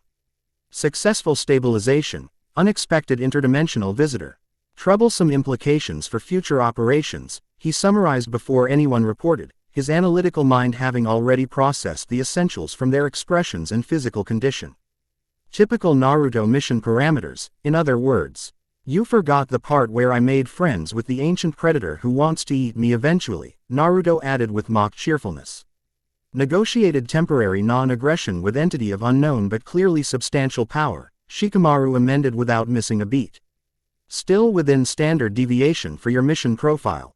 The casual banter, familiar from years of friendship, drew surprised laughter from Mary Jane and a bemused smile from Gwen, neither accustomed to such reaction following potentially lethal encounters. Your friends are remarkably adjusted to catastrophic scenarios, Mary Jane observed to Naruto as they began the short trek back to base camp. Occupational hazard of knowing him since childhood, Shikamaru explained. Overhearing her comment, probability of routine missions remains statistically improbable in his vicinity. Sounds like Peter, Gwen remarked with unexpected fondness. My dimension's primary spider person has similar mission outcome distributions. Statistical clustering of reality-threatening scenarios around individuals with specific power signature. S is actually documented in my dimension, Mary Jane added, scientific interest momentarily overriding fatigue. We call it the Richards-Banner probability effect after two researchers who consistently attract cosmic-level events. Their conversation continued as they established perimeter security around base camp, each contributing perspectives from their respective dimensions and backgrounds. The academic discussion provided welcome distraction from the gravity of their situation. One nexus point stabilized, but countless others requiring attention, and entities of incomprehensible power taking interest in their activities. As evening approached, Naruto found himself drawn to the quiet ridge overlooking the temple complex. The successful stabilization had changed the area's atmosphere, mist had dissipated. Natural sounds had returned to the forest, and the oppressive weight of dimensional instability had notably decreased. He sat cross-legged on a flat stone, allowing his enhanced senses to expand outward. The spider abilities had continued integrating with his natural sensory capabilities, creating perception unlike anything he'd experienced before, awareness that extended beyond physical reality into the subtle connections between dimensions. Mind if I join you? Came Mary Jane's voice as she approached the ridge, data tablet in hand. I'm documenting energy pattern changes following the stabilization. Please, Naruto gestured to an adjacent stone. It's peaceful up here. She settled beside him, technical equipment momentarily forgotten as she surveyed the landscape bathed in sunset colors. It's beautiful, she acknowledged softly. Different from my New York, but beautiful in its own way. What's it like? Naruto asked, genuinely curious. Your dimension, your city. Mary Jane's expression softened with remembrance. Crowded, loud, constantly moving. Buildings so tall they seem to touch the clouds. Technology integrated into daily life in ways your world hasn't developed yet. Her description flowed with increasing animation, hands gesturing expressively. But also vibrant. Cultures from around the world compressed into neighborhoods that exist side by side. Food, music, art. Ideas all constantly colliding and creating something new. Sounds a bit like Konoha during the Chunin exams, Naruto observed. When representatives from all the shinobi nations gather. Perhaps on smaller scale, she agreed. What about you? Did you always live in Konoha? The question was casual but opened pathways to complex history. Naruto considered how to condense his unusual childhood into something comprehensible to someone from a world without Jinchuriki or tailed beasts. Born there, grew up there, though not always comfortably, he began, opting for honest simplicity. Being Kurama's container made me something of an outsider as a kid. People feared what they didn't understand. Kurama is the nine-tailed entity you mentioned. Mary Jane clarified, her scientific mind organizing information methodically. Naruto nodded. The nine tails. One of nine-tailed beasts created from the 10 tails centuries ago. He was sealed inside me the day I was born. Without your consent, Mary Jane observed with surprising perception. That's a significant burden to place on an infant. Few people framed it quite that directly. Most accepted the necessity of Jinchuriki as simple reality of their world. Her outsider perspective highlighted ethical complexities long normalized in shinobi culture. It was necessary, Naruto explained without resentment, and ultimately led to an unusual friendship. Kurama and I are partners now, though it took years to reach that point. Hence the golden energy during the confrontation with Morlun, she deduced. A manifestation of your combined power. Naruto nodded, impressed by her quick understanding. Kurama's chakra has different properties than standard human chakra. Combined with the spider essence, it creates something even Morlun found unfamiliar. A potentially life-saving unfamiliarity, Mary Jane noted pragmatically. After a moment's contemplation, she asked, "May I ask a scientifical, motivated but potentially personal question?" "Sure," Naruto agreed, finding her formal phrasing oddly endearing. "How does it feel?" she asked, genuine academic curiosity evident. "Having multiple energy systems coexisting within you, standard chakra, tailed beast chakra, sage energy you've mentioned, and now spider essence. From a phenomenological perspective, how do you experience their interaction?" The question was unlike any he'd been asked before, not focused on power output or combat application, but on his subjective experience of these energies. Naruto found himself appreciating the novel perspective. "It's like," he began, searching for appropriate analogies. "Imagine music where different instruments join gradually. Each has its own sound, but they harmonize to create something greater than individual parts. Chakra feels warm, flowing like water through channels. Kurama's chakra burns hotter, more intense. Sage energy connects outward, drawing in natural forces. And the spider essence," he contemplated the still glowing mark on his hand. "It weaves between dimensions, connecting points that shouldn't logically connect." Mary Jane listened with rapt attention, her scientific interest complemented by evident empathy. "A symphony of energies," she summarized poetically. "Fascinating from theoretical perspective, but I imagine practically challenging to coordinate." "It's becoming more intuitive," Naruto admitted, "though I'm still discovering new interactions. During training this morning, I accidentally created shadow clones that maintained connection the great web independently, each functioning as a mini anchor temporarily. Distributed anchoring across multiple identical access points," Mary Jane translated into scientific terminology, eyes widening with theoretical implications. "That could revolutionize our approach to stabilizing multiple nexus points simultaneously." Her excitement was contagious, technical mind immediately exploring practical applications of an ability Naruto had discovered through simple experimentation. This blend of academic brilliance with practical problem-solving reminded him somewhat of Sakura, though Jane approached challenges from theoretical frameworks rather than medical precision. Their conversation continued as twilight deepened into night, shifting between technical discussion of Dimensio, null physics and more personal exchanges about their respective worlds. Mary Jane described her academic career, her friendship with her Dimension's Gwen Stacy, and the Oscorp research that had unexpectedly transported her across realities. Naruto shared stories of his ninja training, friendships forged through shared challenges, and the hard-won peace following the Fourth Great Ninja War. "It's strange," Mary Jane observed as stars appeared overhead, "how quickly this has begun feeling, not normal, exactly, but comprehensible. 3 days ago, interdimensional travel and superhuman abilities were theoretical constructs in my research. Now they're my daily reality. Humans adapt surprisingly quickly," Naruto replied, remembering his own numerous adjustments to seemingly impossible circumstances throughout his life. "Especially when necessity doesn't leave much alternative." Mary Jane laughed softly. "True. Adapt or suffer. Existential crisis presents fairly straightforward decision parameters." Her expression grew more thoughtful. "Though I admit to occasional moments of disorientation. This morning I found myself automatically reaching for a coffee machine that exists in my apartment 15 dimensional planes away." "What's coffee?" Naruto asked, unfamiliar with the reference. Mary Jane's expression shifted to comical dismay. "Your dimension doesn't have coffee."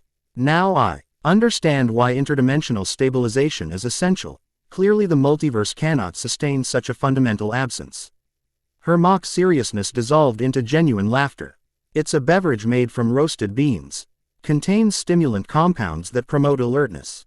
Essentially, scientist fuel. Sounds like soldier pills, but tastier, Naruto observed with a smile. Their conversation might have continued further had Hinata not approached the ridge, her expression conveying urgent purpose. Ino has established communication with Konoha, she reported. There's been another Dimensio Null incident, larger than previous manifestations. They followed her quickly back to camp, where Ino sat with eyes closed, maintaining long-distance mental connection with her counterpart in Konoha.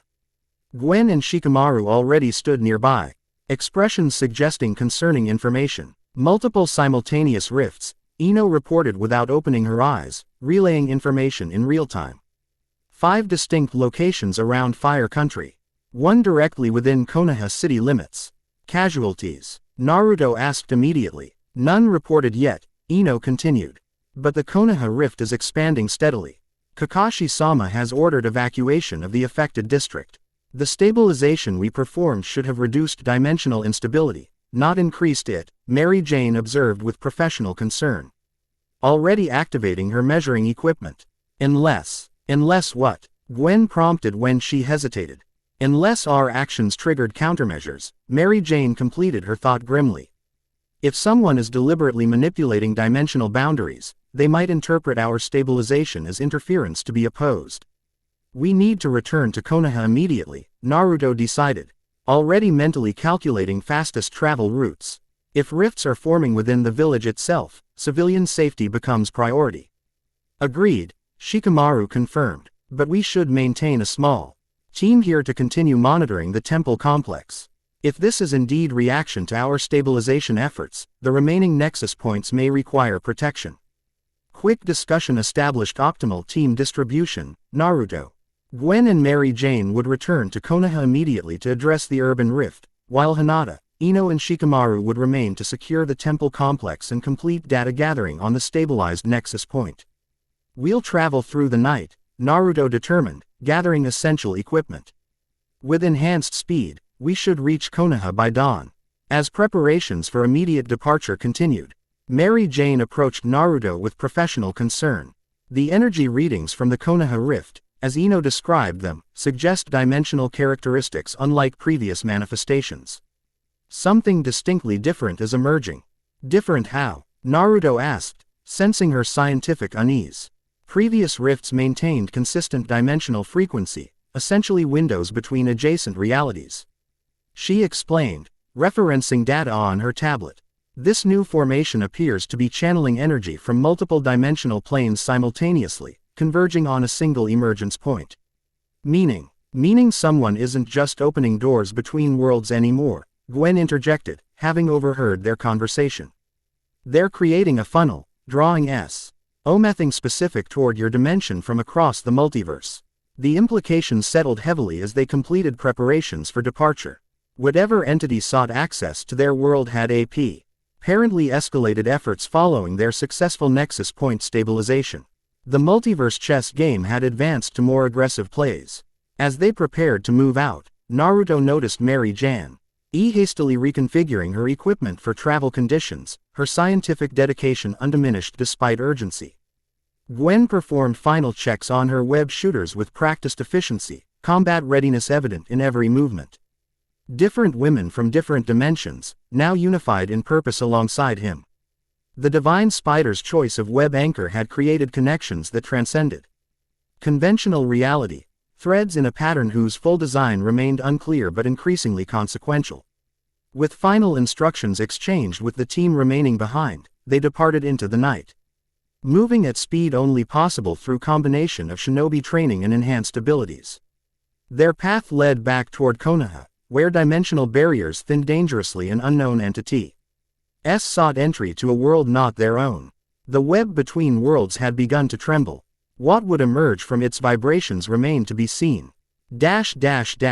Across dimensions, in a chamber that existed simultaneously in multiple realities without fully manifesting in any, a feminine figure observed rippling patterns across a vast web-like structure that filled the space around her. Madame Web, her eyes covered with a blindfold emblazoned with spider insignia, track disturbances across the Great Web with senses beyond conventional perception. The anchor responds well to initial testing, she observed to apparent emptiness. His adaptation rate exceeds projections. From shadows between dimensions, the divine spider manifested, its form shifting between physical and metaphysical states as it traversed the strands connecting Madame Web's sanctum. The vessel possesses unexpected resilience, asterisk it acknowledged, multifaceted eyes gleaming with cosmic light. The combination with the tailed entity creates possibilities unforeseen. Asterisk. Moreland's interest was inevitable, Madame Web continued, fingers tracing along web strands that shimmered at her touch. Though his restraint proves the pattern holds significance even to the inheritors. The greater threat emerges as anticipated, asterisk the divine spider responded, moving to a section of web where multiple strands had darkened, their connection to the whole weakening. The Unraveler seeks entry through the shinobi dimension. Asterisk. The convergence of Spider-Woman from Earth-65 and the Watson variant creates unexpected stability within the pattern, Madame Web observed. Her tone suggesting this development held particular significance. Their resonance with the anchor strengthens crucial nodes. The divine spider's form pulsed with what might have been agreement. The web provides what is needed. The connections form as they must. Asterisk. And if the anchor falls? Madame Web asked, though her tone suggested she already anticipated the answer. Then all falls. The divine spider replied simply.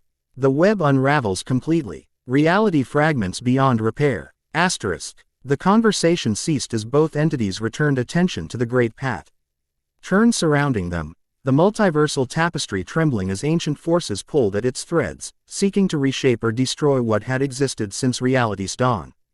The game had many players, but increasingly centered on a single world where a young shinobi with whisker marks and a spider emblem now carried responsibility extending beyond anything he had faced before. Dawn broke over Kono, with unnatural colors, the sky fractured with prismatic distortions where dimensional energies bled through weakened barriers. Citizens moved through streets with practiced emergency protocols, Obi directing evacuation from the affected central district with calm efficiency born of previous crisis experience. Atop the Hokage Tower, Kakashi Hatake observed the dimensional rift that had materialized directly above the village center. Unlike previous manifestations, this disturbance didn't provide clear visibility into another reality. Instead, it resembled a swirling vortex of energy, ores shifting through spectrums beyond normal visual range, its center appearing to recede infinitely despite maintaining consistent physical dimensions. Initial containment measures holding, report. Ed and Anbu operative kneeling beside him. Barrier team reports 90% evacuation of affected sectors completed. Maintain perimeter, Kakashi ordered without shifting his attention from the rift. No unauthorized personnel within 300 meters of the manifestation point. Understood, Hokage-sama. As the Anbu departed to relay instructions, Kakashi sensed familiar chakra signatures approaching at high speed. He turned as Naruto landed on the tower roof, accompanied by the interdimensional visitors, Gwen Stacy moving with spider-enhanced agility, Mary Jane Watson carried Yurley in Naruto's arms to match their travel pace. Impressive time, Kakashi noted, acknowledging their arrival with characteristic understatement. I expected you tomorrow at earliest. Enhanced speed has benefits, Naruto replied, carefully setting Mary Jane down. Despite traveling through the night, he showed minimal fatigue, another advantage of his unique physiological adaptations. What's the situation? Kakashi gestured toward the rift. Manifested approximately 6 hours ago. Unlike previous instances, it's maintaining stable dimensions while increasing energy output. No physical entities have emerged, but sensor-type shinobi report consciousness impressions emanating from the disturbance. Mary Jane immediately activated scanning equipment, expression shifting to focused scientific assessment. The dimensional frequency is fluctuating across multiple harmonic patterns simultaneously, she reported, analyzing readings with practiced efficiency. This isn't a natural rift or even a standard artificial breach, it's a constructed gateway. Someone's building a door, Gwen translated, studying the phenomenon with experienced eyes. A big one, designed for something specific to come through. The rifts at other locations show similar characteristics. Naruto asked, the spider mark on his hand responding to proximity with steady luminescence. According to reports, Kakashi confirmed, though this manifestation demonstrates significantly higher energy readings than the others. Focal point, Mary Jane suggested without looking up from her equipment. The other rifts are likely supporting structures, channeling energy toward this central manifestation point. Naruto approached the tower's edge, extending his senses toward the rift. The spider essence within him responded immediately, providing perceptions beyond normal capability. Through this enhanced awareness, he could perceive the rift's true nature, not simply a tear between dimensions but rather a precisely engineered construct drawing energy from multiple realities simultaneously. Someone's trying to bring something big through, he concluded grimly. Something that can't travel through normal dimensional pathways. Or something imprisoned between dimensions, Gwen suggested, her expression suggesting previous experience with such scenarios. Entities that feed on reality itself are trapped between dimensional planes specifically because they're too dangerous to exist within normal space-time. Wonderful, Kakashi commented dryly. I was concerned we might be facing merely conventional interdimensional invasion rather than imprisoned cosmic horror. Mary Jane looked up from her readings with unexpected determination. The rift's construction follows recognizable mathematical principles despite its exotic energy profile. If I can identify the underlying algorithm, we might disrupt its formation sequence before completion. How long would that analysis require? Kakashi asked. Under ideal laboratory conditions with proper computational resources. Days. She surveyed their concerned expressions with wry acknowledgement of circumstances. Given current parameters, hours at minimum, assuming the pattern remains consistent enough for identification. We may not have hours, Gwen warned, pointing toward the rift where energy fluctuations had visibly increased. Something's accelerating the process. Naruto studied the dimensional construct with growing certainty that their stabilization of the temple nexus point had indeed triggered this escalation. Whoever orchestrated these breaches had recognized their interference and accelerated their timeline accordingly. I need to try something, he decided, the mark on his hand pulsing with increasing brightness. If this rift is pulling energy from multiple dimensions to create a gateway, maybe a web anchor can disrupt that process directly. That's theoretically sound, Mary Jane agreed, though concern evident in her voice. But the energy involved is orders of magnitude beyond what we encountered at the temple. Direct interaction could be extraordinarily dangerous. Dangerous for whom? Came a voice from behind them. All turned to find Tsunade approaching, medical kit in hand, an expression suggesting she anticipated injuries before conversation concluded.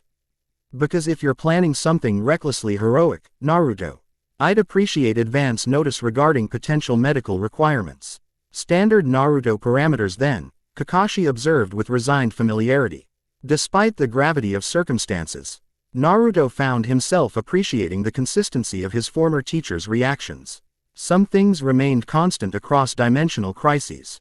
The rift is constructed, he explained, focusing on practical details rather than acknowledging their accurate assessment of his intentions.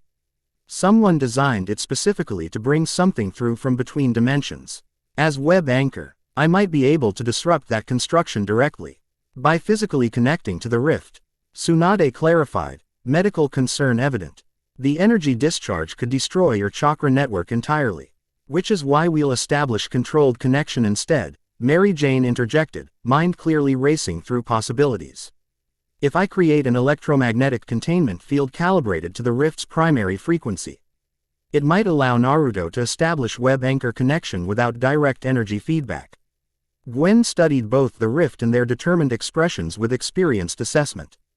It could work. I've seen similar approaches with dimensional anomalies in my world. But we'd need precise timing and positioning. And a backup plan for when, not if, something unexpected occurs. Tsunade added pragmatically. Quick discussion established operational parameters. Mary Jane would establish electromagnetic containment with Tsunade providing chakra reinforcement to stabilize her still developing abilities. Gwen would secure their position against potential entities emerging during the process. Kakashi would coordinate village defense and evacuation continuity through Anbu channels while maintaining observation. As preparations continued, Naruto found moment for private conversation with Mary Jane, who reconfigured equipment with focused intensity that didn't quite mask underlying tension. "You don't have to do this," he told her quietly. "Your abilities are still developing. This level of electromagnetic manipulation might be beyond current capacity." Mary Jane looked up from her calculations, green eyes meeting his with unexpected resolve. 3 days ago, I was researching theoretical dimensional physics in a laboratory. Today I'm helping prevent interdimensional catastrophe with abilities I'm still learning to control." A determined smile briefly transformed her scholarly features. "Steep learning curve or not, I'm exactly where I need to be." The simple confidence, not in her abilities specifically but in her purpose, resonated deeply. Despite being thrown across dimensions into unfamiliar world with unexpected powers, Mary Jane Watson had adapted with remarkable resilience, applying scientific brilliance to increasingly extraordinary circumstances. "Ready?" Gwen asked, approaching as final preparations concluded. "As we'll ever be," Naruto confirmed, the spider mark now radiating continuous light in proximity to the rift. They moved to optimal position, a rooftop directly beneath the dimensional disturbance where energy readings indicated greatest stability within the fluctuating pattern. Mary Jane established preliminary electromagnetic field, her hands extended as bluish energy expanded outward in carefully calibrated waves. Tsunade stood behind her, hands on her shoulders, medical chakra flowing to support the still developing ability. "Field stabilizing at 60% capacity," Mary Jane reported, concentration evident in her voice. 70%, 80. Above them, the dimensional rift pulsed with increased activity, swirling energies accelerating as if responding to their interference. Gwen moved to perimeter position, ready to intercept anything that might emerge during their attempted disruption. "Field at 90% capacity," Mary Jane continued, sweat beading on her forehead despite Tsunade's supportive chakra. "Establishing harmonic resonance with primary rift frequency now." The electromagnetic field shifted from blue to violet as it synchronized with the dimensional disturbance, creating visible connection between their position and the rift above. Energy flowed along this connection, contained within Mary Jane's carefully constructed field. "Now, Naruto," she instructed, voice tight with concentration. "Establish web anchor connection through the containment field." Naruto extended his marked hand upward, spider emblem blazing with cosmic light as it connected to the electromagnetic pathway. The sensation was immediate and overwhelming, consciousness expanding beyond physical limitations into dimensional awareness that transcended conventional reality. Through this expanded perception, he could see the rift's true nature, an intricately constructed gateway drawing energy from 17 distinct dimensional planes, converging toward single manifestation point. The design held unmistakable purpose, its architecture revealing intelligence and precision far beyond random dimensional degradation. More disturbing was what waited beyond the gateway, a presence vast beyond comprehension. Ancient beyond reckoning, patient beyond time. Not a physical entity but rather a consciousness that existed between realities, feeding on dimensional energy itself. The Unraveler. His enhanced awareness provided without explanation. This entity had found barriers between dimensions, troublesome obstacles to its consumption. Now it had found agents willing to create pathways in exchange for power drawn from its endless hunger. The temple stabilization had accelerated its timeline, forcing implementation before additional nexus points could be secured. Naruto's web anchor essence responded instinctively to this threat, cosmic power flowing through him into the rift structure, targeting connections between component energies. Where the Unraveler's agents had constructed bridges between dimensions, the divine spider's chosen anchor now inserted counterweights and barriers. The struggle manifested visibly above Konoha as the rift's swirling energies eloped web-like patterns that spread throughout its structure, cosmic light battling chaotic darkness for dominance. The village below trembled with released energy as reality itself became battleground between opposing forces. "He's disrupting the construction algorithm," Mary Jane reported, scientific assessment continuing despite evident strain maintaining the electromagnetic field. "The rift's energy signature is destabilizing. Is that good or bad?" Tsunade demanded, medical chakra flowing continuously to support Mary Jane's overtaxed system. "Good for preventing whatever's trying to come through," Gwen answered grimly. potentially catastrophic for localized dimensional stability if the collapse isn't controlled. Above them, the rift's swirling energies began fracturing along web-like patterns Naruto had introduced. Cracks appeared in its structure, dimensional energy escaping in brilliant flares that momentarily illuminated Konoha brighter than daylight. It's working, Naruto managed through gritted teeth, maintaining connection despite increasing resistance. The entity beyond the gateway had noticed his interference, vast attention now focused on the insignificant NT being disrupting its carefully prepared entrance. Pressure built against his consciousness, alien intelligence attempting to comprehend what opposed it. The sensation resembled mental intrusion but fundamentally different from anything Naruto had experienced before, even during encounters with powerful genjutsu users. This presence didn't attack his mind so much as examine reality itself through him, analyzing the spider essence that granted him anchor status. "This one is mine," came Kurama's voice within their shared consciousness, the Nine Tails presence interposing between Naruto and the alien entity. "Find your meal elsewhere, reality eater." The tailed beast's intervention provided crucial protection, allowing Naruto to maintain focus on disrupting the gateway's structure rather than defending against direct consciousness contact. Golden chakra manifested around him, merging with the spider essence to create unique energy signature that flowed upward through Ni's electromagnetic field into the fracturing rift. Containment field reaching critical limits, Mary Jane warned, voice strained as her abilities approached maximum capacity. 30 seconds before structural collapse. Almost there, Naruto responded, sensing the gateway's integrity failing as his interference undermined connections between component energies. Just a little more pressure applied to key structural points would trigger cascading failure throughout the construct. With final surge of combined effort, Kurama's chakra, spider essence, and web anchor connection working in ECT harmony, Naruto targeted the gateway's central convergence point. The response was immediate and spectacular, dimensional energies collapsing inward before exploding outward in controlled dispersal. Pattern guided by the web-like structure he had introduced. The sky above Konoha briefly displayed magnificent aurora as 17 distinct dimensional energies dissipated harmlessly rather than catastrophically imploding. The gateway collapsed completely, its carefully engineered structure unraveling along precisely the patterns Naruto had established. As connection severed, Naruto staggered backward, caught by Tsunade's steadying hand. Mary Jane's electromagnetic field dissolved as she dropped to her knees, physically exhausted but triumphant.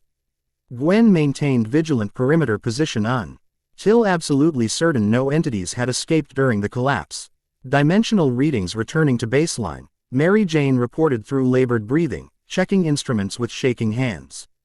Gateway construction completely neutralized. Reports from other locations indicate simultaneous collapse of all rifts, Kakashi added, receiving information through communication channels. "Whatever you did affected the entire network simultaneously." Naruto nodded, still processing information received during direct contact with the interdimensional construct. They were all connected, supporting structures channeling energy toward this central gateway. He looked toward his companions with grave expression. But this was just the first attempt. Whoever's working with that entity will try again. The Unraveler, Gwen said quietly, recognition in her voice. "You saw it, didn't you? The thing waiting between dimensions. You know about it?" Naruto asked, surprised by her familiarity with what he'd perceived. Madame Web mentioned it once, an entity that consumes dimensional energy itself. Ancient, patient, always seeking entry to realities where it can feed without restriction. Gwen's expression reflected serious concern. "If it's involved, the situation is worse than we thought." "It had help," Naruto continued, sharing crucial information gleaned during connection. "Someone in our dimension is actively working to create entry points, someone with extensive knowledge of both dimensional physics and chakra manipulation." "Orochimaru," Tsunade suggested immediately, naming the reformed but always suspect former rogue ninja whose scientific curiosity frequently outpaced ethical constraints. "Possibly," Kakashi acknowledged, though this level of dimensional manipulation suggests capabilities beyond even his considerable knowledge base. "Unless he's acquired new information recently," Mary Jane observed, recovering enough to join theoretical discussion despite physical exhaustion. Your dimensional barriers have been weakening for some time according to your records. Sufficient study of these phenomena might provide insights into manipulation techniques. We need more information before making accusations, Naruto decided, always reluctant to assume worst motivations without evidence. But we should investigate potential involvement while continuing to stabilize remaining nexus points. As emergency response teams continued managing aftermath and civilian return procedures, the interdimensional team gathered to assess their partial victory and plan next steps. The gateway had been neutralized, but its very construction revealed concerning implications. Someone with extensive knowledge was actively working to bring the Unraveler into their dimension. We should return to the temple complex, Naruto suggested. Complete stabilization of remaining nexus points there before similar gateway construction can be attempted. After rest and recovery, Tsunade amended firmly. Medical assessment noting their collective exhaustion. Mary Jane's system shows signs of extreme chakra pathway stress despite having no formal network before her dimensional transition. Your own pathways are experiencing integration strain from combined energy manipulation. 24-hour recovery period, then mission continuation, Kakashi decided, lancing urgency against practical necessity. We'll use that time to investigate potential local collaborators while maintaining heightened village security.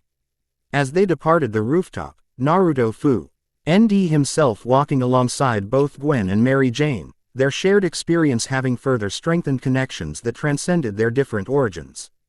Despite physical exhaustion, both women maintained analytical discussion of what they'd encountered and its implications for future operations.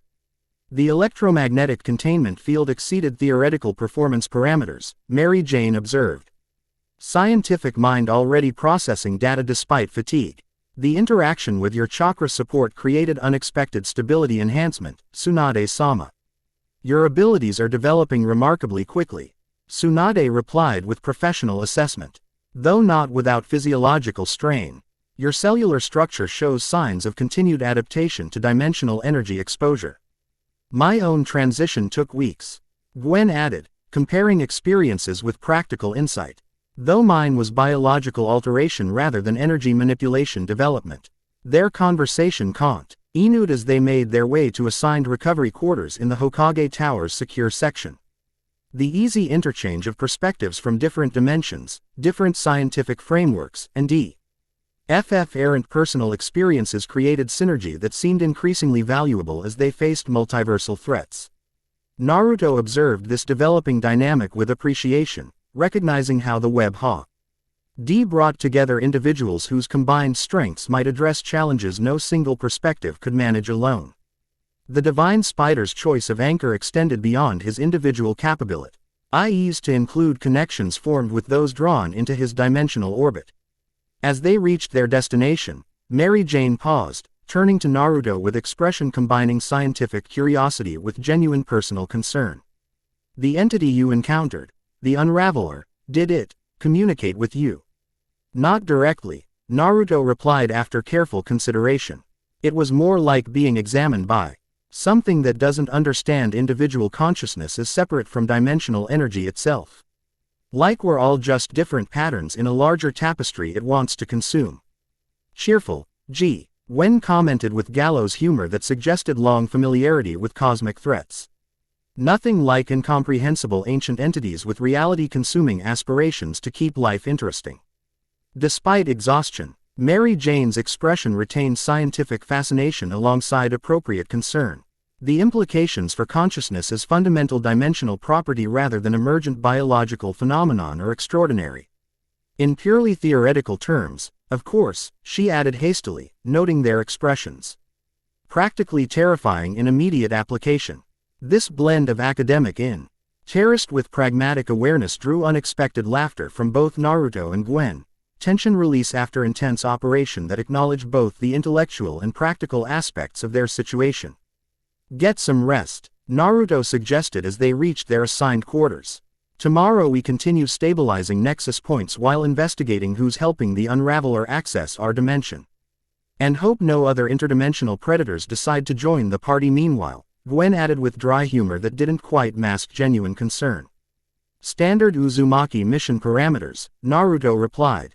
adopting Shikamaru's earlier phrasing with self-deprecating smile, escalating threats, impossible odds, and making it up as we go. Scientifically speaking, Mary Jane observed with unexpected lightness as fatigue temporarily overcame her usual academic precision. That approach demonstrates remarkable success probability despite theoretical inadequacy. Story of my life, Naruto Aknal. Edged as they parted ways for much-needed recovery. Theoretically impossible but practically effective. As he settled into assigned quarters, Naruto reflected on connections forming between dimensions, between individuals. Between different approaches to seemingly insurmountable challenges. The web between worlds had brought together unlikely allies against threats spanning reality itself. Oro would bring new challenges as they continued stabilizing dimensional boundaries while investigating whoever helped the unravel or attempt access to their world.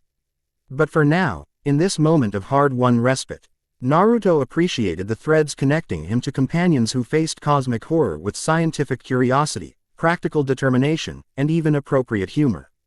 The Divine Spider had chosen well in its connections. Not just its anchor. Chapter 3 End. The end. Remember to subscribe and like this video. See you in the next video.